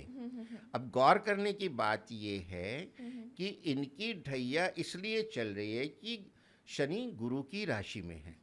और गुरु जो है इस साल में जून से उच्च राशि में चले जाएंगे अपनी। जी। और उच्च राशि में जाएंगे तो इनको बहुत लाभ देंगे, क्योंकि इनके जो लग्नेश हैं, राशिपति उच्च के हो गए। जब भाई आपके बाप जो है वो बहुत पावरफुल है, तो आपको कोई हाथ लगा सकता है? बिल्कुल नहीं। तो वो जो पावर में आ गए, तो अब शनि देव जी किसके किराएदार हैं? मीन राशि में गुरु के किराएदार हैं, क्योंकि गुरु की राशि है। अच्छा। तो गुरु जो है, शनि जो है वो गुरु की राशि में है। और उधर गुरु उच्च का हो गया, तो उसके किराएदार की हिम्मत है कि उसके बच्चे को तंग कर दें। तो इनकी डिस्पाइट बीइंग ढैया समय अच्छा जाएगा। और ये तीर्थ यात्राएं करें, विदेश यात्रा करें, हायर एजुकेशन के लिए बाहर जाना चाहते हैं जाएं। शादी ड्यू है, शादी हो जाएगी। आपस में कोई मन मुटाव है पति पत्नी का, वो दूर हो जाएगा। नई कोई संपत्ति ऐड करना चाहते हैं, क्योंकि भाग्य भाव में आ गए गुरु, फिर कर्म भाव में आएंगे, तो नई संपत्ति भी ऐड होगी। फॉरेन ट्रैवल भी होगा। शादी ड्यू है, शादी होगी। प्रमोशन ड्यू है, प्रमोशन होगा, और कोई रुका हुआ आपका काम है वो सब हो जाएगा। आप जो है प्रतिदिन विष्णु सहस्त्र नाम का पाठ करें, हनुमान चालीसा का पाठ करें, डेली माथे, नाभि और जीभ पे केसर लगाते रहें और गाय की सेवा करें। आपका समय और भी अच्छा हो जाएगा। अच्छा, मकर राशि के बारे में बताएं। जी हाँ, मकर राशि। हाँ। मकर राशि वालों ने बहुत बुरी साढ़े सती झेली है अच्छा। और वो 2025 की 29 मार्च को ओवर हो गई। यानी अब इनकी ना तो साढ़े सती है ना इनकी ढैया है। इनके लिए मैदान पूरा हाईवे क्लियर है, चाहे 200 किलोमीटर की स्पीड पे गाड़ी भगा लें।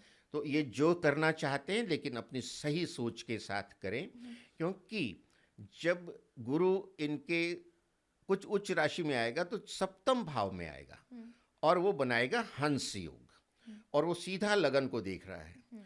तो लगन को देखेगा तो इनकी पर्सनैलिटी में निखार आएगा। कोई किसी तरह की हेल्थ की प्रॉब्लम थी वो खत्म हो जाएगी, स्वस्थ हो जाएंगे ये। लाभ स्थान को देखेगा, लाभ कराएगा, कोई रुका हुआ धन है वो वापस आ जाएगा। भाई बहनों के साथ संबंध अच्छे रहेंगे, जोश उत्साह करेज बहुत अच्छी रहेगी। हायर एजुकेशन के लिए विदेश जाना चाहते हैं जा सकते हैं। इनके बिजनेस का एक्सपेंशन होगा। प्रमोशन ड्यू है, प्रमोशन हो जाएगी। कोई नई संपत्ति ऐड करना चाहते हैं वो भी हो जाएगी। और जो है विवाह योग्य जो युवक युवतियां हैं, सप्तम में गुरु आ रहा है, सप्तम भाव पति पत्नी का होता है, विवाह का है, तो वो जो है गुरु उसमें जो है गुरु का कार्य शुभता लाना है, शादियां हो जाएंगी, अपनी सेटलमेंट कर लें। उनके लिए समय बहुत अच्छा है। हनुमान चालीसा पढ़ते रहें, विष्णु सहस्त्र नाम का पाठ करें, गाय की सेवा करें, और ये भूमि तत्व की राशि है। ये भी लगातार 8 मंगलवार दूध वाला हलवा हनुमान जी को भोग लगवाएं। अच्छा, कुंभ राशि के बारे में बताएं। कुंभ राशि ये बड़ी अद्भुत राशि है और ये भचक्र की 11वीं राशि है। इसके स्वामी शनिदेव जी हैं और ये वायु तत्व की राशि है। ये गहन फिलॉसफी की बात मैं आपको बताता हूँ। अब है तो ये वायु तत्व की राशि, लेकिन इसका जो आइकॉन है, साइन है, वो कुंभ है। कुंभ यानी कलश, मटका। उसके अंदर क्या होता है? पानी, जल तत्व। और एक ही राशि है जिसके नाम पे मेला लगता है कुंभ का। हाँ। इतनी महान राशि है और मेला लगता है जहां त्रिवेणी संगम है, जल है जी। यानी ये बड़ी रहस्यमय राशि है। वायु तत्व की भी है और जो इसका करैक्टर जल तत्व का भी है। तो ये बहुत गहन फिलॉसफी देती है। इस राशि की पिछले 5.5 साल से साढ़े सती चल रही है। अच्छा। और मेरे पास हजारों कुंडलियां आई हैं।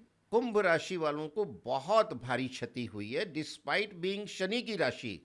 लोग कहते हैं ये शनि जी की अपनी राशि है तो वो इसकी लिहाज करेंगे, बिल्कुल नहीं। शनि जी कर्मफल दाता हैं, ब्रह्मांड के महान्यायाधीश हैं, चीफ जस्टिस ऑफ यूनिवर्स।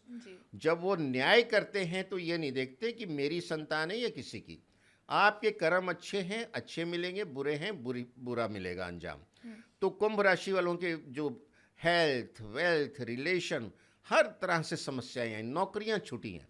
विदेशों में जो बहुत नौकरियां छूटी उसमें ज़्यादातर कुंभ वाले थे, क्योंकि मेरे संपर्क में आते हैं वो लोग, मुझसे कांटेक्ट करते हैं, यूएसए से भी और बहुत सी कंट्रीज से लोग मुझे। तो बहुतों को मैंने उपाय भी कराए। लेकिन अभी 29 मार्च 2025 से जब से शनिदेव जी मीन राशि में आए तो कुंभ वालों की उतरती साढ़े सती है। अच्छा। और कुंभ वालों की हालत में सुधार होना शुरू हो गया है ग्रेजुअली। इस समय कुंभ राशि के अंदर राहु हैं, 7th हाउस में केतु हैं, धन भाव में जो हैं वो शनिदेव जी हैं।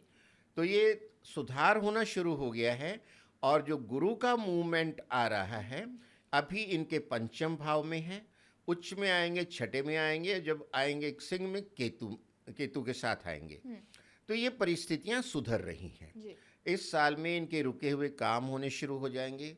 इनके स्वास्थ्य में सुधार होगा, इनके संबंधों में सुधार होगा। आप जान के हैरान होंगे, कुंभ वालों का बहुतों का तो डाइवोर्स हुआ है। और परसों भी मेरे पास एक कुंडली आई थी हस्बैंड वाइफ की। यहाँ पुणे से। तो मैंने कहा क्या इशू? कहता हमें अलग होना है। हाँ मैंने कहा क्या तकलीफ हो गई भाई, हाँ मुझे बताओ। दोनों की मिलाई, दोनों को मैंने फ़ोन पे समझाया। मैंने कहा तुम अलग होने की सलाह करो, तुम इकट्ठे रहने की करो ना। हाँ अब कुंभ राशि के थे। हाँ मैंने कहा अब तो सुधार चालू हो गया उसमें, हाँ अब तो अच्छा समय आ रहा है कुंभ वालों का। आप हाँ हाँ, तो उनको मैंने थोड़ा सा समझा के पैसिफाई किया। तो अब कुंभ राशि वालों का समय अच्छा आ रहा है, इनके व्यापार में भी एक्सपेंशन होगी, हाँ इनके अगर प्रमोशन रुके थे वो भी ठीक होंगे। हाँ हेल्थ की प्रॉब्लम है उसमें भी, जैसे ही गुरु जी आएंगे छठे घर में, ये ऋण रोग शत्रु का घर, गुरु वहाँ के जो आपके रोग हैं उनको दूर करेंगे और रुका हुआ धन भी ला के देंगे, क्योंकि जब वो छठे में आएंगे तो धन भाव को देखेंगे नौवीं दृष्टि से। ये समय अच्छा है। ये नहाते समय दूध, थोड़ा कच्चा दूध पानी में डाल के नहाएं। विष्णु सहस्त्र नाम का पाठ करते रहें। साल में एक बार, इस साल में एक बार शनि मंदिर में छाया पात्र दान करें। गरीबों की सेवा करते रहें। कौवे और कुत्ते की भी सेवा करते रहें। जी हनुमान चालीसा पढ़ते रहें। विष्णु सहस्त्र नाम का पाठ करते रहें। गाय की सेवा करते रहें। छोटे छोटे उपाय अपनी टाइम टेबल सुविधा के हिसाब से कीजिए। आगे आने वाला समय आपका बहुत अच्छा होने वाला है। अच्छा, क्या दुख बात। भरे दिन बीते रे भैया, अब सुख आयो रे। मीन राशि को आप कैसे देख रहे हैं? मीन राशि भचक्र की अंतिम राशि है हाँ और ये गुरुदेव की राशि है हाँ और ये जल तत्व है, यानी गुरु जी, हाँ देव गुरु बृहस्पति, हाँ जुपिटर जल में समाधि लगा के शांत चित्त में है। ये वो राशि है। इसकी जो साइन है ना वो मछली है, फिश, पाइसेस कहते हैं इंग्लिश में मीन जी को। और मीन का मतलब भी मछली होता है। हाँ हाँ हाँ और मछली हमेशा मूवमेंट में रहती है, कभी आपको स्टेशनरी नहीं दिखेगी। यानी बहुत एनर्जी है। जल तत्व है लेकिन बहुत एनर्जी है। और मछली बड़ी सुंदर होती है, उसकी आंखें बड़ी सुंदर होती हैं। तो ये जो मीन राशि वाले लोग होते हैं बड़े ही सुंदर होते हैं। इनको लोग देखते हैं, इनकी एनर्जी, इनका जो चाल चलन, मतलब हर वक्त जो है एक्टिव रहेंगे। ये बड़ी शानदार पर्सनैलिटी होती है। और ना तो इनकी कोई ढैया है ना, नहीं, इनकी साढ़े सती तो है, सिर के ऊपर है, अच्छा साढ़े सती है इनकी। तो भी गुरु जो है अपनी उच्च राशि कर्क में आ रहे हैं। और जो कर्क में आएंगे तो इनके पंचम भाव में जाएंगे। तो इनके जो है लगन पे दृष्टि जाएगी। तो शनि देव जी तो अब मीन राशि में गुरु के किराएदार हैं। जब किराएदार, मकान मालिक स्ट्रांग हो गया तो किराएदार की हिम्मत तो नहीं उसको तंग करे, यानी राहत मिलेगी। यानी मीन राशि वालों को साढ़े सती में भी राहत मिलेगी। और इनको भी 11वें घर में जो राहु बैठा और पंचम में गुरु आएगा, तो जिसको बोलते हैं ना ये इंट्यूशन, अंदरूनी ज्ञान, ये इनको प्राप्त होगा। ये स्पिरिचुअलिटी की तरफ झुकेंगे। इनको जो है ना दुनिया की सच्चाई पता लगेगी, कौन अच्छा है कौन बुरा है, कौन अपना है कौन पराया है, कौन वेस्टेड इंटरेस्ट से जुड़ा हुआ है। तो ये सारी चीज़ें जो साढ़े सती आती है ना, ये बहुत कुछ सिखा के जाती है, ज्ञान दे के जाती है और सच्चाई बता के जाती है। ऐसा नहीं कि सिर्फ नुकसान ही करती है। और इस समय में आप जितनी स्पिरिचुअलिटी की तरफ जाएंगे, ये हनुमान चालीसा पढ़ें। ये मीन मछलियों को आटे की गोलियां खिलाएं। अच्छा जहाँ कहीं तालाब है, जैसे मुंबई में अपने एसवी रोड पे है ना, बांद्रा वेस्ट में तालाब है। हाँ आप आराम से जाके वहाँ मछलियों को दाना डालिए। देखिए जैसे ही डालेंगे, फीड करेंगे, वो मछलियाँ तुरंत आ जाती हैं। मछलियों को फीड कीजिए। आपके आसपास कहीं कोई पॉन्ड है, हफ्ते में एक बार 2 बार आटे की गोलियां या मछली का दूसरा कोई फीड है वो ले जाइए। अच्छा उनको मछलियों की सेवा कीजिए, क्योंकि कि आपकी तो राशि ही जो है ना वो मछली की है। और डेली माथे, नाभि और जीभ पे केसर लगाइए।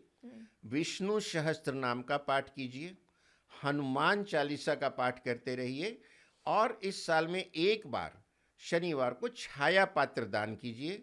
आप देखेंगे कि आपके भी काम बनने लग गए हैं, परेशानियां कम होने लगी। राशियों के बारे में आपने बताया राकेश जी। मैं ना अब स्पेसिफिक समझना चाहूंगी कि अगर मैं ये कहूँ कि ये पूरे साल के अंदर ऐसी एक कोई राशि या 2 ऐसी कोई राशि जिनके लिए बेहद ज्यादा ये साल अच्छा रहेगा, तो वो राशि कौन सी है? देखिए इस साल में हाँ जो दोनों राशियां हैं शुक्र की, हाँ वृषभ और तुला, अच्छा सौंदर्य की, फिल्म इंडस्ट्री की, हाँ मीडिया की, हाँ और जैसे कॉस्मेटिक्स है, हाँ या आपके गारमेंट्स हैं, हाँ, डायमंड है, ये हाँ, शुक्र का प्योरेस्ट फॉर्म में आता है। हाँ, और ये डेयरी इंडस्ट्री है, हाँ, तो महिलाओं से संबंधित, हाँ, क्योंकि दोनों राशियां शुक्र की हैं और शुक्र महिला है, हुँ, तो बहुत बढ़िया जाने वाला है दोनों राशियों के लिए ये हुँ, साल। हाँ, और हर तरह की इसमें सफलताएं मिलेंगी, और हमने राशि वाइज डिस्कशन में इनके उपाय भी बताए हाँ, हैं। हाँ, और उसी तरह जो बुध की दोनों राशियां हैं, हाँ, हाँ, मिथुन और कन्या, जी, ये व्यापार की, कम्युनिकेशन की राशियां हैं, और इनके लिए भी बहुत बढ़िया होने वाला है साल। मतलब जो भी ये प्रॉपर प्लानिंग करके आगे बढ़ना चाहते हैं, हाँ, तो इनके लिए क्लियर पीरियड है। ये आगे बढ़ें, बड़े डिसीजन लेना चाहते हैं लें, और जो उपाय बताए हैं वो करते रहें। और अधिक जानकारी के लिए, चूंकि उन्होंने अगर कोई बड़े डिसीजन लेने हैं, तो किसी अच्छे ज्योतिषी को हुँ, अपनी कुंडली का अध्ययन करा के उससे प्रॉपर इनकी महादशा क्या है, हुँ, अंतर्दशा क्या है, बाकी प्लैनेट्स की क्या हाँ, प्लेसमेंट है, मतलब डिटेल में जान लें। डिटेल में समझ लेना ज़्यादा अच्छा होगा। हाँ, लेकिन ये 4 राशियों के लिए साल बहुत ही अच्छा है। क्या बात है। अब ज़रा शादियों की बात कर लेते हैं। पहले महिला-पुरुष के बारे में मैं जानना चाहूँगी, ये साल में आपको महिलाओं की ग्रोथ ज़्यादा नज़र आ रही है या पुरुषों की ग्रोथ ज़्यादा नज़र आ देखिए, रही ये है? सवाल तो बड़ा अद्भुत पूछा है आपने। हाँ, हाँ, और इसमें सिर्फ महिलाएं ही नहीं, पुरुष भी इंटरेस्टेड हैं। हाँ, 100% लोगों के साथ कंसर्न्ड है। हाँ, हाँ, ये सवाल छोटा सा है, लेकिन ये पूरी दुनिया को समाहित किए हुए है। हाँ, हाँ, तो ये साल जो है, हाँ, पहले हम न्यूमेरो से अगर देखते हैं, हाँ, 2026। हाँ, अब ये इसको 2 + 2 + 6 किया, 10 आया। हाँ, और फिर क्या आ गया? 1 फाइनली 1। हाँ, ये ग्रह मंडल के राजा सूर्य का वर्ष है। अच्छा, सूर्य पुरुष है। हुँ, अब 2 क्या है?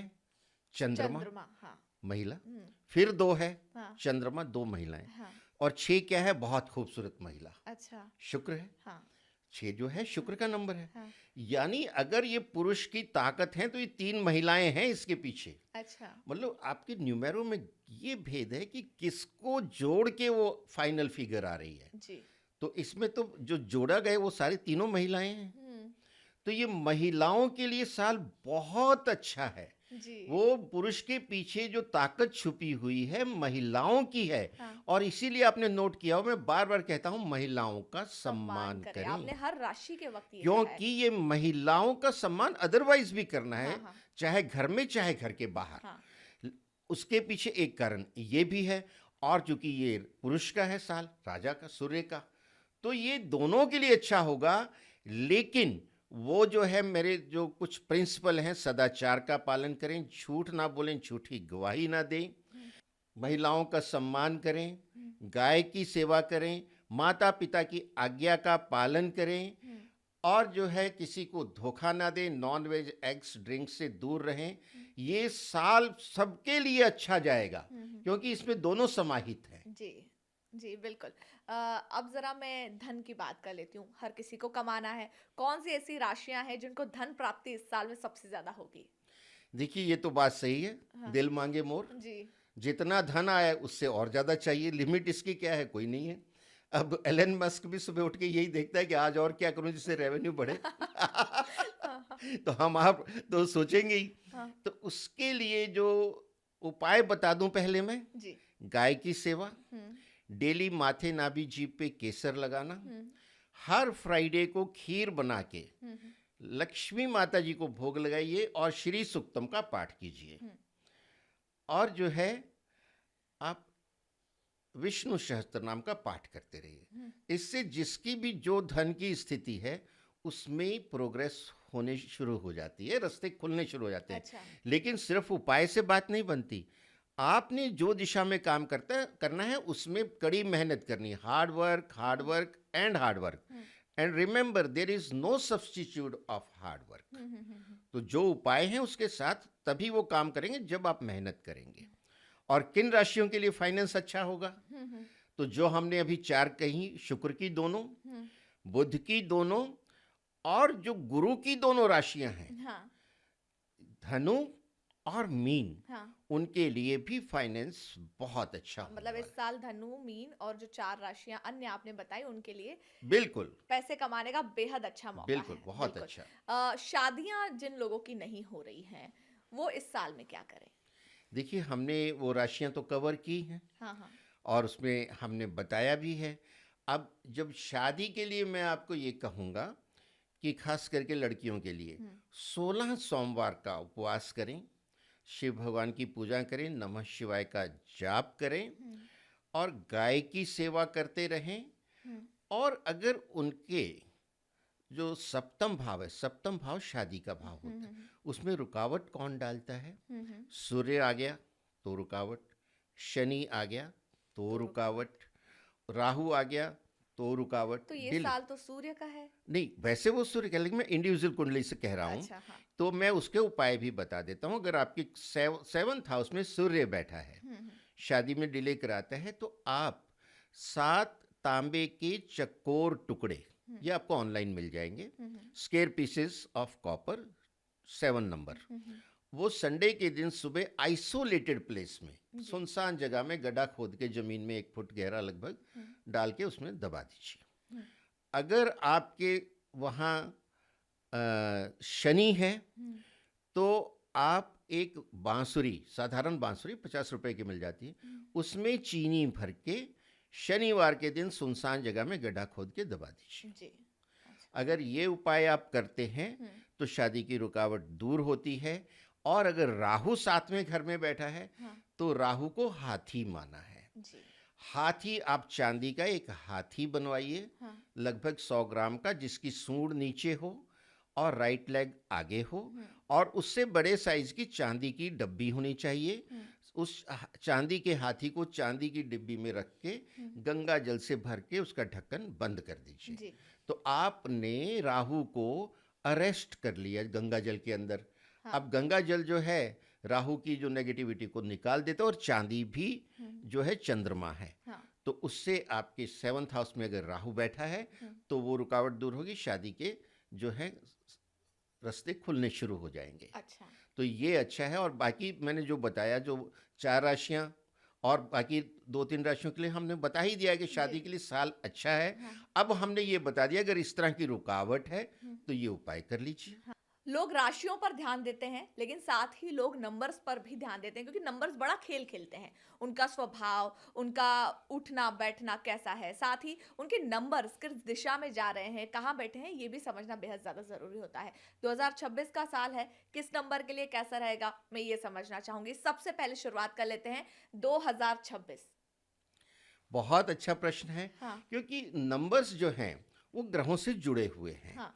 और हर कोई अपनी लाइफ में अदरवाइज ऑब्जर्व करता है कि ये नंबर मेरे लिए लकी है, बार बार मेरी लाइफ में आता है, उसमें मुझे सक्सेस मिलती है। तो ये जनरल ऑब्जर्वेशन भी आ जाती है।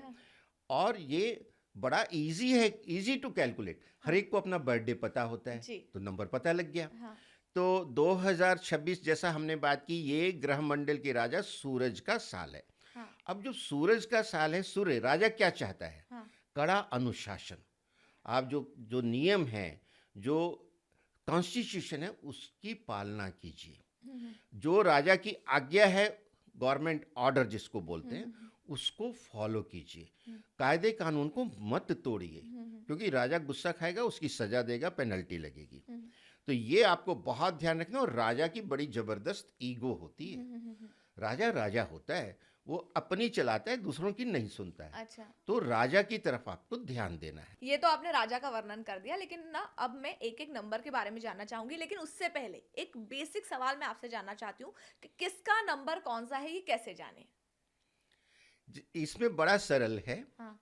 कि एक तो मूलांक होता है, न्यूमेरोलॉजी में एक भाग्यांक होता है। तो मूलांक वो है जिस तारीख को आपका जन्म हुआ है। अब जैसे हम 1 की बात करें तो 1 ही रहेगा। 2 की बात करें 2 रहेगा। इस तरह जो सिंगल डिजिट वाले हैं, जो नंबर है वो आपका नंबर है। लेकिन जब डबल डिजिट पे आते हैं, तो जैसे 11 तारीख को जिसका जन्म हुआ है, तो दोनों को जोड़ देंगे तो 2 बना।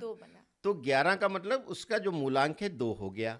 उसी तरह 15 नंबर है, दोनों को जोड़ेंगे 6 बन गया। हालांकि 1 + 5 है ना, 15 दिख रहा है, 1 और 5, लेकिन वो मूलांक 6 हो गया जोड़ने से। उसी तरह से अगर हम 17 का देखेंगे तो वो 8 बन जाएगा।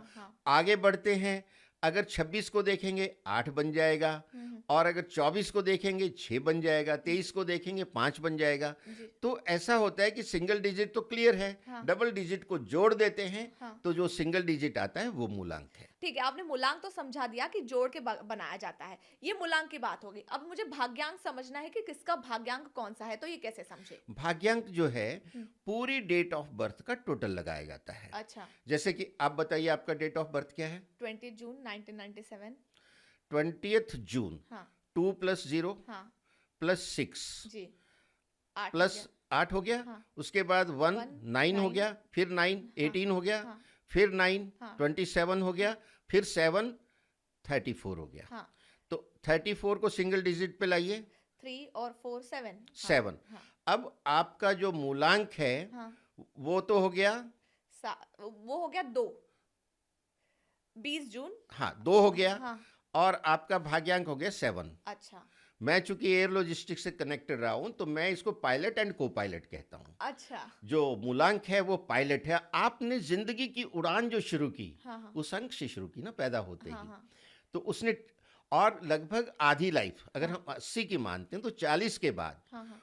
भाग्यांक जो है एक्टिव हो जाता है। और वैसे भी फ्लाइट में पहले पायलट फ्लाइट वो हैंडल करता है, फिर को पायलट को-पायलट करता है। करता है। और आपने सुना होगा एयर ट्रेवल में कि पायलट का नाम ये है, को पायलट, ये अनाउंस भी होता हाँ। है। हाँ। हाँ। तो ये लाइफ की, जिंदगी की उड़ान जो भरते हैं हम, हाँ। उसमें जो मूलांक है वो पायलट है, जो भाग्यांक है वो को पायलट है। अच्छा। इस तरह से टोटल को जब हम जोड़ देते हैं तो वो भाग्यांक आ जाता है। अच्छा, मतलब जो मूलांक है वो आपके नंबर, और जो भाग्यांक है वो आपकी डेट ऑफ बर्थ से समझ का में आता है। टोटल। अच्छा, अब आते हैं नंबर्स पर, जिसका इंतजार हमारे सारे दर्शक भी कर रहे हैं। सबसे पहले समझना चाहूंगी नंबर 1। अब नंबर 1 जो है, 1 तारीख को जिनका जन्म हुआ है, 10 को हुआ है, या 19 को हुआ है, हाँ। हाँ। या 28 को हुआ है। अच्छा। यानी महीने में 4 बार आपको 1 मिलेगा। हाँ। आपका इसको जो भी मैंने बोले वो टोटल लगाएंगे, फाइनल 1 पे आएगा। अब एक ग्रह मंडल के राजा सूरज, उनका नंबर है। तो सूरज के क्या ट्रेट्स हैं? सूरज जो है एलिगेंट होता है, अनुशासित होता है राजा, और वो ऑर्डर करता है, हमेशा जो है अपनी चलाते। यानी ये 1 नंबर वाले डिसिप्लिन लोग होते हैं, फोकस्ड लोग होते हैं, और अनुशासन में रहते हैं। और इनकी ईगो होती है कि मेरी ही बात चलनी चाहिए। जी। इनको कन्विंस करने में, जरा समझाने में बहुत जोर लगता है। हाँ। और जो राजा का रंग है, वो जब सूर्योदय होता है, आपने देखा, ऑरेंज, येलो ऑरेंज जो है वो राजा के रंग हैं। और इसका जो रतन है वो रूबी है, और इसका जानवर जो है वो मंकी है। अच्छा। तो चूंकि ये राजा का ही साल है, और मूलांक 1 वाले राजा का अंक है, तो अब इनको राजा की सपोर्ट तो नेचुरली आ गई। तो इनके जो काम रुके हुए हैं वो होने लगेंगे। अच्छा। इनको सक्सेस मिलेगी। और इनका जैसे गवर्नमेंट जॉब में जाना है, इस साल ये कॉम्पिटिटिव एग्जाम देंगे, इनको जो आगे जॉब मिलने के चांस बड़े अच्छे हैं। क्योंकि गवर्नमेंट जॉब, गवर्नमेंट मीन्स राजा, सरकारी नौकरी, उसके लिए लोग बहुत जो है इच्छुक होते हैं कि मुझे सरकारी नौकरी मिल जाए, यानी मैं राजा की सेवा में आ जाऊं, यानी जनता के साथ टच में आ जाऊं। तो ये वो साल है। प्रमोशन रुका है, प्रमोशन हो जाएगा। और जो है आप अनुशासन में रहिए, राज आज्ञा का पालन कीजिए, नहीं तो जैसे ही उल्लंघन किया बड़ी भारी आपके साथ पेनल्टी लग सकती है। अच्छा। तो सूर्य को जल दीजिए। हाँ। सूर्य का मंत्र है ओम आदित्याय नमः, उसका जाप कीजिए। बंदरों को गुड़ और गेहूं खिलाइए। आपका ये साल और भी अच्छा हो जाएगा। बिल्कुल। नंबर 2 की बात कर लेते हैं, कैसा रहेगा? ये चंद्रमा का अंक है। हाँ। चंद्रमा माता भी होती है, हाँ। बेसिकली महिला। हाँ। और ये बड़े भावनात्मक होते हैं, और इमेजिन्स जिसको बोलते हैं, क्रिएटिविटी, मेंटल क्रिएटिविटी वो होती है। ये रोमांटिक भी बड़े होते हैं। जी। तो ये सोशल मीडिया में, फिल्म इंडस्ट्री में ये लोग बड़े सक्सेसफुल होते हैं। हाँ। और चंद्रमा की राशि कर्क होती है। और चंद्रमा 14 दिन तो बढ़ता है, 14 दिन घटता है। हाँ। तो जिस तरह वो घटता बढ़ता है ना, हाँ। इनके मूड का बड़ा स्विंग होता है 2 नंबर वालों का। अच्छा। कभी मूड बहुत अच्छा मिलेगा, कभी बड़ा विचित्र सा बिहेवियर मिल जाएगा इनका। मेरा नंबर 2 है। और ये जिनका जन्म 2 तारीख को, 11 तारीख को, 20 तारीख को, 29 तारीख को, जी। इनको भी 4 बार मिल रहा है। अच्छा। तो ये होता है। अब इसका रंग सफ़ेद है हुँ, और दूध इसका पदार्थ है, तो ये 2 नंबर वाले, हुँ, अब ये रानी भी कहलाती है। हुँ, तो राजा और रानी, जब रानी है तो राजा की स्फूर्त पूरी मिलनी है, यानी जी। 2 नंबर वालों को भी नेचुरल वे में हाँ, इस साल में पूरी सपोर्ट है, अच्छा, नेचर से, राजा ओके, से। हाँ, तो ये अपना कुछ जो गवर्नमेंट से रिलेटेड जॉब है वो करना चाहते हैं, गवर्नमेंट से रिलेटेड कॉन्ट्रैक्ट्स हैं वो मिल सकते हैं। इनकी अगर शादी ड्यू है तो शादी हो सकती है, क्योंकि राजा रानी की बात आ रही है ना। हाँ, हाँ, तो अगर सिंगल है तो बिंगल हो जाएंगे। हाँ, हाँ, तो इनके लिए जो है शिव जी की पूजा बहुत अच्छी है। हाँ, और ये जो है प्रतिदिन नमः शिवाय का जाप करें, हाँ, गाय की सेवा करें, हाँ, हाँ, और जो है सफ़ेद चीज़ों का दान करें, अच्छा, क्योंकि जैसे चीनी है, चावल है, ये हाँ, सब चीज़ें जो होती हैं हाँ, उसका दान करें। और ये वाइट क्लॉथ ज़्यादा पहने, ये ब्लैक या ब्लू क्लॉथ्स को अवॉइड करें। हाँ, तो इनके लिए ये साल शुभ बहुत होगा। अच्छा जाने वाला है। नंबर 3 की बात कर लेते हैं, नंबर 3 के लिए कैसा है? नंबर 3 यानी 3, हाँ, 12 तारीख, हाँ, 21 तारीख और 30 तारीख, अच्छा, ये भी 4 बार मिला हाँ, महीने के अंदर। हाँ, लेकिन अगर 28 का महीना है तो फिर 3 बार ही मिलेगा। जी, तो ये गुरु का नंबर है। हुँ, अब आप 3 की टोटल लगाइए, हुँ, 3 के 2 पार्ट कीजिए, हुँ, 2 + 1, 3, 1 + 2, 3। 3, हाँ, कोई और सेकंड ऑप्शन? नहीं है, लेकिन अब 4 के पार्ट कीजिए, 2 + 2 भी कह सकती हैं, 3 + 1 भी कर सकती हैं। जी, लेकिन 3 में कोई ऑप्शन नहीं है। आप जी, इस पॉइंट को नोट कीजिए, हाँ, 1 + 2 से ही 3 आएगा। हाँ, तो 1 राजा है, हाँ, 2 तो रानी रानी है, है, हाँ, और राजा का साल है ये। हाँ, यानी राजा और रानी को जोड़ दो तो गुरु, हाँ, यानी गुरु दोनों से महान है। हुँ, और आप हमारी प्राचीन संस्कृति में देखिए, हुँ, राजगुरु होते थे। हुँ, भगवान श्री राम के जो गुरु थे, उनके परिवार के राजा दशरथ के गुरु वशिष्ठ थे। हुँ, राजगुरु का पद होता है, और आज भी जो है हमारे सिक्किम में या इधर उस भूटान में राजगुरु हैं। जितने राजा होते थे सबके गुरु होते थे, और वो गुरु से ही आज्ञा लेके कार्य किया करते थे। और आजकल कहते हैं ना, adviser to prime minister, adviser to chief minister, तो वो वही बात आ जाती। इस जो 3 नंबर है इसमें बड़ी गहनता है, बहुत फिलॉसफी है, ग्रेविटी है, गुरुत्व। और इसका रंग पीला है, ये ज्ञान से भरा हुआ है। और इसको राजा और रानी दोनों पूजते हैं। तो इसको तो साल की पूरी 1 नंबर की पूरी सपोर्ट है। इनकी सक्सेस तो निश्चित है। और इसमें कौन होते हैं? प्रवक्ता होते हैं, वकील होते हैं, ये जो आजकल सोशल मोटिवेशनल स्पीकर होते हैं, अध्यापक होते हैं, ज्योतिषी होते हैं, वकील भी होते हैं, क्योंकि उनको भी ज्ञान की और तर्क की बात करनी। मतलब ये जो गुरु है ना, हमेशा तर्क संगत और न्याय संगत बात करेगा, वो तर्क कभी नहीं करेगा। ये ध्यान रखिएगा, ये गुरुत्व है। हाँ, जो गलत है वो गलत है, जो सही है वो सही है। तो इस नंबर वालों का अंदरूनी ज्ञान बहुत होता है। अच्छा, और ये गजब के प्रोफेसर, वकील, ज्योतिषी, डॉक्टर, हर क्षेत्र में इस तरह के जो हैं, ज्ञान के क्षेत्र में बहुत आगे बढ़ते हैं ये लोग। इनका वर्चस्व होता है। जैसे आप दलाई लामा, आप जानते ही हैं, हाँ, हाँ, बौद्ध हाँ, के गुरु हैं, जी, क्या स्टेटस है उनका।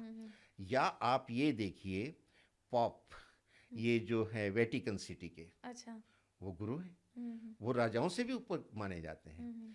तो ये बहुत सक्सेस से भरा हुआ साल है। ये पीले रंग के शेड्स पहने, ऑरेंज पहने, और वाइट अवॉइड करें, और काले और नीले को भी अवॉइड करें। ये पीली चीज़ें, चने की दाल, पीले वस्त्र, पीली मिठाई और दक्षिणा गुरुवार के दिन अपने गुरु को समर्पित करें, चरण छू के आशीर्वाद लें, जी, और विष्णु सहस्त्र नाम का पाठ ये करते रहें। हाँ, हाँ, इससे, और डेली माथे, नाभि और जीभ पे केसर लगाएं। जी, इनकी सफलताएं इस साल में तो बुलंदियां छू जाएंगी। अच्छा, नंबर 4 की बात करते हैं सर। हाँ, ये तो आपने चौका मार दिया। क्रिकेट में बड़ा पॉपुलर है हाँ, चौका। हाँ, हाँ, हाँ, और इसको 2 + 2 भी ले सकते हैं, और मैंने कहा 3 + 1 भी ले सकते हैं। जी, हाँ, तो इसमें समावेश कईयों का है। हाँ और ये राहु का नंबर है। जी। राहु का नंबर, इनका रंग नीला होता है, नीला आकाश जो है ना वो राहु का माना जाता है। अच्छा। और ये नंबर जो है बड़ा शातिर नंबर है। ये बड़े मतलब तेज दिमाग के होते हैं। और लाल किताब में हम राहु को कनेक्ट करते हैं माता सरस्वती से, क्योंकि ज्ञान का भंडार माता सरस्वती के पास है। और इनको बहुत ज्ञान होता है। राहु सिर है ना आधा कटा हुआ, और धड़ नीचे है, वो केतु हो जाता है। तो सिर के अंदर सारी इंद्रिय, ब्रेन है, आंखें हैं, नाक है, मुंह है, कान है, सब कुछ तो राहु के पास, सारी इंद्रियां तो राहु के पास आ गई। तो ये बहुत शातिर है, बहुत इंटेलिजेंट है। ऐसे लोग पॉलिटिक्स में बहुत सक्सेस पाते हैं। अच्छा। अब राहु और राजा की तो आपस में बनती नहीं है, ये अपोजिशन है। Rahu is always opposition. और वही हुआ था देवासुर संग्राम में। राहु ने अमृत पी लिया था धोखे से। मैंने कहा ना, बहुत शातिर है, शातिर आदमी धोखा दे जाता है। तो धोखे से अमृत पी गया था और वो अमर हो गया, ग्रह मंडल में भी जगह उसने ले ली। तो इस साल में इनके लिए अगर ये कायदे कानून का पालन करते हैं, यानी राजा के साथ ट्यूनिंग रखते हैं, तो इनके लिए साल अच्छा जा सकता है। और कहते हैं ना, कायदे में रहोगे तो फायदे में रहोगे। और कई बार राजा को अपोजिशन की हेल्प की भी ज़रूरत पड़ती है जी। तो ये साल ऐसा होगा कि राजा भी इसके साथ बना के रखना चाहेगा। और ये लेकिन ऑरेंज कलर के कपड़े, पीले रंग के कपड़े ना पहने, डार्क कलर के पहने, ब्लूइश कलर के पहने, और ये 7 ग्रेन मिक्स करके और पक्षियों को खिलाते रहें। और जो है, जो कोढ़ी होते हैं, लिप्रोसी वाले मरीज, वहाँ कुष्ठ आश्रम में दान देते रहें यथासंभव। हनुमान चालीसा पढ़ते रहें। इनके लिए भी ये साल एवरेज से ज़्यादा अच्छा जाएगा। क्या बात है। नंबर 5 बताइए कैसा रहेगा। नंबर 5 बहुत ही अच्छा नंबर है। और ये बिल्कुल सेंटर में आता है। 1 से 4 उधर छोड़ दीजिए और 6 से 9 इधर छोड़ दीजिए। 4 इधर, 4 इधर, सेंटर में जो आया वो 5 है। और ये बुद्ध का नंबर है। बुद्ध बुद्धि है, स्किल है, सामंजस्य है, बैलेंसिंग है। तो ये नंबर जो है मूल मंत्र है न्यूमेरोलॉजी का। न्यूमेरोलॉजी में 3 हॉरिजेंटल लाइन है, 3 वर्टिकल लाइन है। तो हॉरिजेंटल लाइन, जो वर्टिकल लाइन है, पहली जो वर्टिकल लाइन है वो 4, 3 और 8 है। सेंटर की जो वर्टिकल लाइन है 9, 5 और 1 है। और जो तीसरी वर्टिकल लाइन है वो 2, 7 और 6 है। कहीं से टोटल लगा लीजिए, वर्टिकल, हॉरिजेंटल, डायगोनल 15 आता है, और 15 सिंगल डिजिट पे 6 हो जाता है। यानी न्यूमेरोलॉजी का जो वैभव छुपा है वो 6 में छुपा है, लेकिन जो 5 है वो न्यूक्लियस है। सेंटर लाइन के सेंटर में आता है। तो आप दोनों डायगोनल लें, 4, 5, 6, 2, 5, 8, 9, 5, 1। 5 हमेशा उसके अंदर आया, अगर वो नहीं है तो ये इनकम्प्लीट हो गया। 9, 5, 1 जो सेंटर की लाइन है वो आपको विल पावर देती है, डिटर्मिनेशन देती है कि yes I will do this. जो आपको 4, 5, 6 का डायगोनल है, ये आपको इंश्योर करता है वेल्थ। 2, 5, 8 का जो डायगोनल है, ये इंश्योर करता है आपको रियल स्टेट, यानी हर तरह का सुख वैभव। अगर 5 ही मिसिंग हो गया तो ये कोई भी लाइन कंप्लीट नहीं होगी। तो जो न्यूक्लियस है, हार्ट है न्यूमेरोलॉजी का, वो 5 है। और भगवान ने भी ये पंजा बना के दिया है, इससे आप काबू कर सकते हैं। यहाँ भी कुछ मिसिंग हो गया तो फिर वो ग्रिप नहीं आएगी, उसकी ग्रिप है ये। और 5 नंबर किसका होता है? जिनका 5 है, 14 है, 23 है, 32 तो होता ही नहीं। यानी ये 3 बार आता है। अभी मैंने गिनाए थे वो 4-4 बार आ रहे थे, ये 3 बार आता है। जी बिल्कुल। और इसका रंग हरा है। और छोटी छोटी जो कन्याएं होती हैं ना 8-9 साल तक की, उनको बुध माना गया है।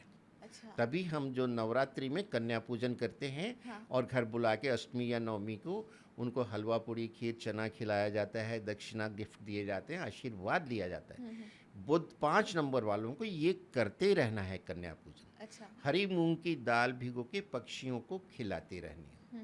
तोते की सेवा करें, अब जहाँ तोते बैठते हैं हरा वहाँ कलर, कुछ हाँ। उनके लिए डालते रहें। हाँ, हाँ। छोटी बच्चियों की सेवा करते रहें, केयर करें।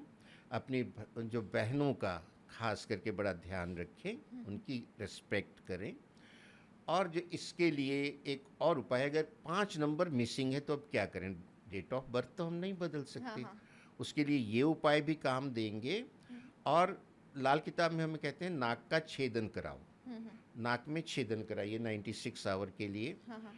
और नहीं तो एक न्यूमेरोलॉजी में हम बताते हैं कि मेटल रिस्ट जो घड़ी है हाँ। मेटल की, और उसका डायल जो है ग्रीन कलर का हो, अच्छा, क्योंकि बुध का रंग हरा है, हरा है। वो पहनिए। हाँ, तब आपका बुध बैलेंस होगा। नहीं तो एक अगला स्टेप ये होता है हाँ। कि आप अपने नाम के स्पेलिंग एडजस्ट करवा के हाँ, हाँ। उसको 5 पे ले आइए। तो अच्छा। ये कुछ बुध के उपाय हैं। हाँ। बुध चूंकि राजकुमार है हम्म, और राजा का वर्ष है, बुध में और राजा में, यानी राजा और राजकुमार में पूरी ट्यूनिंग है। बुध को पूरी सपोर्ट है राजा की। और जो है इसलिए बुध का साल भी, 5 नंबर वालों का साल भी बहुत अच्छा जाएगा। ये छोटे छोटे उपाय करें और डेली सिद्ध कुंजिका स्तोत्र का पाठ करते रहें। अच्छा, क्या बात है। मतलब जिनके नाम में या नंबर में 5 मिसिंग होगा उसके लिए ये उपाय थे। उपाय है। बिल्कुल। 6 नंबर का बताएं सर। 6 नंबर तो मैंने कहा ना, वैभव है, ऐश्वर्य है, शुक्र का नंबर है। और मैंने कहा ना, न्यूमरोलॉजी का पूरा एक्सट्रैक्ट इसी में है। कोई लाइन हॉरिजेंटल, वर्टिकल, डायगोनल, कोई भी टोटल लगाइए, 15 यानी सिंगल डिजिट पे 6 ही आना है। हाँ। वही सार है। और 6 वाले लोग बड़ी मेंटल क्रिएटिविटी ज़बरदस्त होती है, बड़ी चार्मिंग मैग्नेटिक पर्सनैलिटी होती है, और रोमांटिक बहुत होते हैं। अच्छा। फिल्म इंडस्ट्री में मिल जाएंगे आपको, और जो है मीडिया में बहुत मिलेंगे। बड़े सक्सेसफुल ये जो हैं आपको मीडिया इन्फ्लुएंसर कहलाते हैं ये। और फिल्मों में भी बहुत सक्सेसफुल होते हैं। हाँ। और इनका जो है बहुत ही मिलनसार नेचर होगा, स्वीट नेचर होगा। अगर आप अपने बिजनेस में तरक्की चाहते हैं, 6 नंबर वाले को पार्टनर बना लो। अच्छा। और अगर लाइफ पार्टनर 6 नंबर वाले को बना लिया तो फिर तो कहना ही क्या है। अच्छा। हाँ। और इसका रंग सफ़ेद है। शुक्राचार्य जो दैत्यों के गुरु हैं, उनका खुद का भी रंग एकदम गोरा चिट्टा है। उनके वस्त्र भी सफ़ेद है, और उनकी जो सवारी है ना, वो जो है सफ़ेद घोड़ा है उड़ता हुआ। और उनके पास मृत संजीवनी सुरा है। यानी जब राक्षस युद्ध में मारे जाते थे तो शुक्राचार्य जी उनको जिंदा कर देते थे। उनके पास मुरे को जिंदा करने के लिए मृत संजीवनी सुरा है। ये देवगुरु बृहस्पति के पास नहीं है, 3 नंबर के पास ये फैसिलिटी नहीं है। जी। तो ये बहुत पावरफुल हो जाते हैं। तभी मैंने कहा ना कि जो कोई बहुत उदास है, निराश है, जैसे 3 और 3 भी तो 6 ही हो रहा है। हाँ, तो आप कह रहे हैं गुरु के पास वो पावर नहीं है, लेकिन इसके पास है। हाँ। क्योंकि ये 3 और 3 भी 6 होता है, 5 और 1 भी 6 होता है, और 2 और 4 भी 6 होता है। यहाँ बहुत सी ऑप्शन आती हैं। हाँ। जैसे कि मैंने बताया था, 3 में कोई ऑप्शन ही नहीं, 2+1 है। हाँ। और कोई ऑप्शन नहीं है। यहाँ बहुत सी ऑप्शन, यानी 6 के पास बहुत ऑप्शन है। आपने डिस्क्लोज कर दिया ये सीक्रेट, ये टोटल लगा के, कि बहुत ज्यादा इसके पास ऑप्शंस हैं। आप निराश हैं, उदास हैं, आपका 6 नंबर वाला कोई दोस्त से जाके बैठ जाओ, अच्छा। आपको एकदम खुश करके भेज देगा। हाँ। पार्टनरशिप में बहुत अच्छे करेंगे ये। हाँ। फिल्मों में बहुत अच्छा करेंगे। और 6 नंबर वाले का पता नहीं 6 नंबर कब जाग जाए, किस एज में जाके जाग जाए। अच्छा। हाँ, तो वो राइज करना शुरू करते हैं। सेलिब्रिटी होते हैं ये। हाँ। तो इनको क्या है, वाइट कलर है। शुक्राचार्य जी इनके गुरु हो गए। तो ये शुक्र यानी महिलाओं का सम्मान करें। फॉर फर्स्ट एंड फॉरमोस्ट महिलाओं का सम्मान जितना करेंगे उतना ये आगे बढ़ते जाएंगे। गाय की सेवा करें, और अगर समर्थ हैं तो किसी योग्य ब्राह्मण को गाय का दान करें। अच्छा। ये डायमंड पहन सकते हैं, ओपल पहन सकते हैं, सफ़ेद चीज़ों का दान करें शुक्रवार के दिन। माता लक्ष्मी को जैसे शुक्रवार को खीर का भोग लगवाएं मंदिर में क्वांटिटी में बना के, और जो है वहाँ भक्तों में भोग लगाने के बाद वितरित करें। और मैं बताता हूँ कि मैंने कई साल पहले, एक ज्वेलर है मेरा क्लाइंट पूना में, उसको शुक्र की प्रॉब्लम आ रही थी। तो उसको मैंने बोला, सरदार जी हैं वो, तो मैंने कहा आप जो है गुरुद्वारे के लंगर में खीर स्पॉन्सर करो। तो उन्होंने कुछ दिन बाद मुझे फीडबैक दी और मैंने कहा कम से कम 8 शुक्रवार। हम्म, तो उन्होंने, अब वहाँ गोल्डन टेम्पल अमृतसर में तो 2400 घंटे लंगर चलता है। उन्होंने वहाँ जो बोला कि मेरे 8 शुक्रवार जो है खीर स्पॉन्सर करनी, तो उन्होंने हर एक आइटम का एक राउंड अबाउट कुछ अमाउंट फिक्स किया हुआ है। तो 8 फ्राइडे का कुछ 2.5-3 लाख रुपया कैलकुलेशन आई, उन्होंने उनको भेज दिया। और 8 फ्राइडे पूरे होने के बाद, क्योंकि वो समर्थ थे, वो बड़ा जी अमाउंट खर्च कर सकते, जी हाँ ज्वेलर हैं तो हाँ उनके हाँ लिए तो कोई बड़ी बात हाँ। है। तो उन्होंने, मैंने तो मामूली कहा था, वो पूरे लार्ज स्केल पे एंड अमृतसर में उन्होंने हाँ स्पॉन्सर कर दिया गोल्डन टेम्पल में। हाँ हाँ और 8 हफ्ते बाद कहते कहते राकेश जी हाँ हाँ चमत्कार हो गया, गुरुओं की कृपा ऐसी आई है, हाँ हाँ सारे रुके हुए काम होने लग गए। क्या बात है। तो मैं ये सफ़ेद चीज़ों के दान का बहुत से एक्सपीरियंस है। मैंने एक ये एक्सपीरियंस आपको, क्योंकि हमें जब फीडबैक मिलती है ना तो हमारा नॉलेज भी बढ़ता है जी कि जी उपाय किस तरह से काम काम करते करते हैं। हैं हाँ आप, ये बहुत बड़ा स्केल था। आप अपने मोहल्ले के बच्चे जो खेल रहे हैं, फ्राइडे के दिन उनको सफ़ेद आइसक्रीम या सफ़ेद बर्फ़ी जाके खिला दीजिए, आपका काम बन जाएगा। क्या बात है। तो तो ये तो नंबर बात 6 और की ये थी। नंबर क्या हुआ, 6, 6 हाँ 15 और 24, हाँ 3 नंबर है 3 यहाँ बार पर। आएगा। हाँ तो ये इनके तो, और राजा के साथ इसकी भी बड़ी ट्यूनिंग है। राजा को भी एंटरटेनमेंट चाहिए होता है, क्या बात है। कवि सम्मेलन उनको भी हाँ चाहिए, हाँ हाँ उनको भी नृत्य संगीत जो है टाइम टू टाइम फंक्शंस में चाहिए। हाँ तो राजा हमेशा कलाकारों को सपोर्ट देता है। 6 नंबर वाले भी अपना आचरण ठीक रखें हाँ और कायदे में रहें, फायदे में रहें, उनके लिए साल बहुत अच्छा जाने वाला है। अच्छा नंबर 7 कैसा रहेगा। नंबर 7 ये केतु का नंबर है। अच्छा केतु को हम नेकी का फरिश्ता भी कहते हैं। हम्म और ये नेकी का फरिश्ता है, इसके जो मैंने कहा ना सिर्फ धड़ ही है, हम्म सिर तो सारा गया उसके पास, राहु के पास। हम्म तो इसको किसी से कोई, जैसे कहते थे ना, कबीरा बैठा, क्या कहते थे वो अपनी झोपड़ी में, कबीरा बैठा, अ, सबकी मांगे खैर, कबीरा बैठा अपनी झोपड़ी में सबके मांगे खैर, ना काहू से दोस्ती ना काहू से बैर। ये संत कबीर हैं 7 नंबर वाले, 7, 16 और 25। तो ये बिल्कुल संत स्वभाव के हैं, तो एक किसी का नुकसान नहीं करते। जब हम 81 कॉम्बिनेशन देखते हैं न्यूमेरोलॉजी में, तो ये किसी के शत्रु नहीं है। तो इनकी सबके साथ बनती है। राजा के साथ भी ये न्यूट्रल है। तो राजा ना इनको कुछ सपोर्ट दे रहा है, ना इनका कोई नुकसान कर रहा है। और ये केतु जो हैं, जो अपंग हैं, उनकी सेवा करते रहें। केतु का जो रंग है ना, वो रंग बिरंगा है, कलरफुल है केतु भी। अच्छा तो उस तरह के कलरफुल कपड़े पहनते रहें।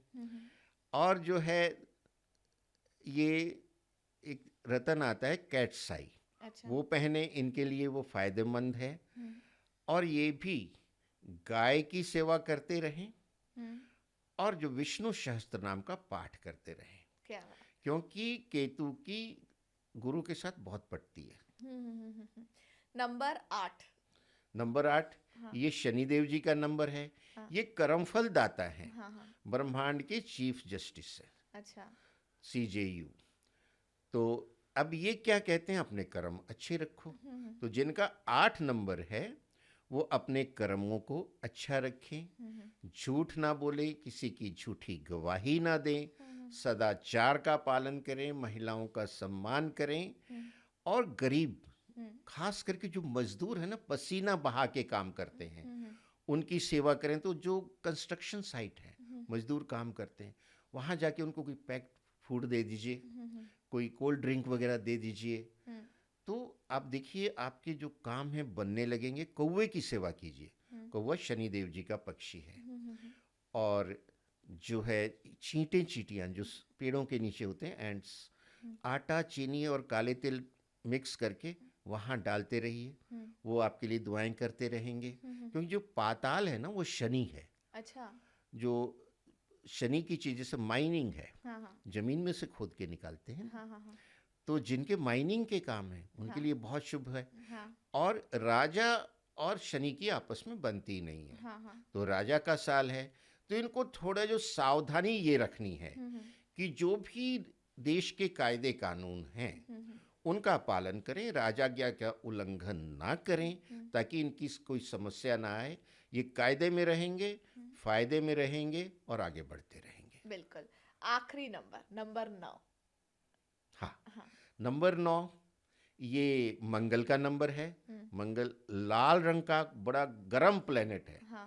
हॉट प्लेनेट है। हाँ। और मंगल की ही हमारे देश की महादशा चल रही है, हमारे प्रधानमंत्री जी की भी मंगल की चल रही है।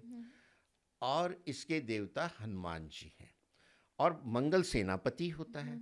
तो राजा हमेशा राजा और सेनापति मिलके ही जो मेन मेजर स्ट्रेटेजिक डिसीजन है वो लेते हैं। अच्छा। जैसे जब हमने सिंदूर ऑपरेशन किया या आतंकवाद को कुचलना है, तो राजा और सेनाध्यक्ष साथ में बैठते हैं। अच्छा।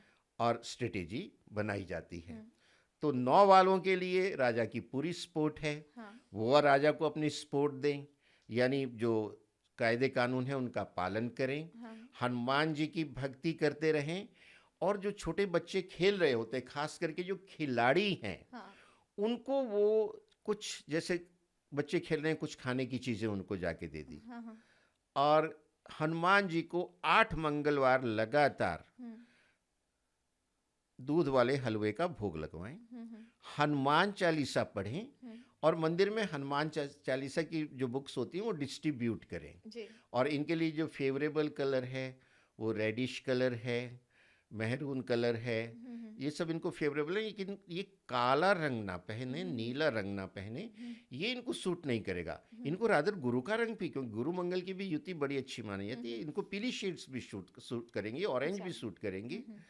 तो ये इन थोड़ा सा कलर्स का ध्यान रखें और ये छोटे छोटे उपाय करते रहें, इनके लिए साल बहुत अच्छा जाने वाला है। अच्छा, नंबर्स की हम बात करें तो मैं इसमें समझना चाहूंगी कौन सा नंबर जो होता है जो उसे सबसे बेस्ट माना जाता है। अगर देखिए, नंबर हर एक अपने आप में बहुत अच्छा है। हाँ। और हर एक नंबर वाले आपको एक्सेल करते हुए दिखेंगे। आप एनालाइज कर लीजिए, बड़े बड़े लोग दिखेंगे। हाँ। हर क्षेत्र में दिखेंगे आपको। अब जैसे सलमान खान, उसका 27 दिसंबर जन्मदिन है, 9 का है। हाँ। हाँ। अब आप ये देखिए वो कितना राइज पे है। हाँ। हाँ। और मैंने 2 वाले देखे हैं, वो भी बहुत राइज पे। अमिताभ बच्चन, हाँ। हाँ। 11 अक्टूबर, हाँ। वो 2 के हैं। हाँ। वो तो सरताज हैं फिल्म इंडस्ट्री के। जी। तो नंबर ऐसे कोई भी बुरा नहीं है, पर इन जनरल जब हम कहते हैं कि बहुत बढ़िया नंबर है, तो फिर सार एक्सट्रैक्ट तो 6 ही है। अच्छा। पूरे के पूरे जो न्यूमेरोलॉजी का एक्सट्रैक्ट है वो 6 है। अच्छा। 6 सबसे बढ़िया नंबर माना जाता है इन जनरल। बिल्कुल। राकेश जी, आप हमारे यहाँ पर आए, आपने इतना वक्त दिया और काफ़ी अच्छे से बताया कि 2026 जो साल है वो राशि के तौर पर और नंबर के तौर पर और हमारे देश की स्थिति कैसी रहेगी, इसके बारे में आपने बताया। आपका बहुत बहुत शुक्रिया सर। मुझे भी बड़ी खुशी हुई यहाँ आके। हाँ। हाँ। आपने मेरे लिए समय निकाला, अपने प्लेटफॉर्म पे बुलाया। हाँ। और हमारी चर्चा का जो कुल मिला के पर्पस है हाँ। कि हमारे जो देश की जनता है उनको इससे ज्ञान भी मिले और हमारे उपायों से लाभ भी हो। और हमने जो चर्चा की है 2026 की, तो आने वाले नए वर्ष 2026 के लिए मैं सबको बहुत शुभकामनाएं देता हूं। आपके लिए ये वर्ष healthy, wealthy, prosperous and progressive हो। और हम सनातन में हमेशा यही कहते हैं, विश्व का कल्याण हो, प्राणियों में सद्भावना हो, सर्वे भवन्तु सुखिनः, सर्वे सन्तु निरामय। जय श्री राम।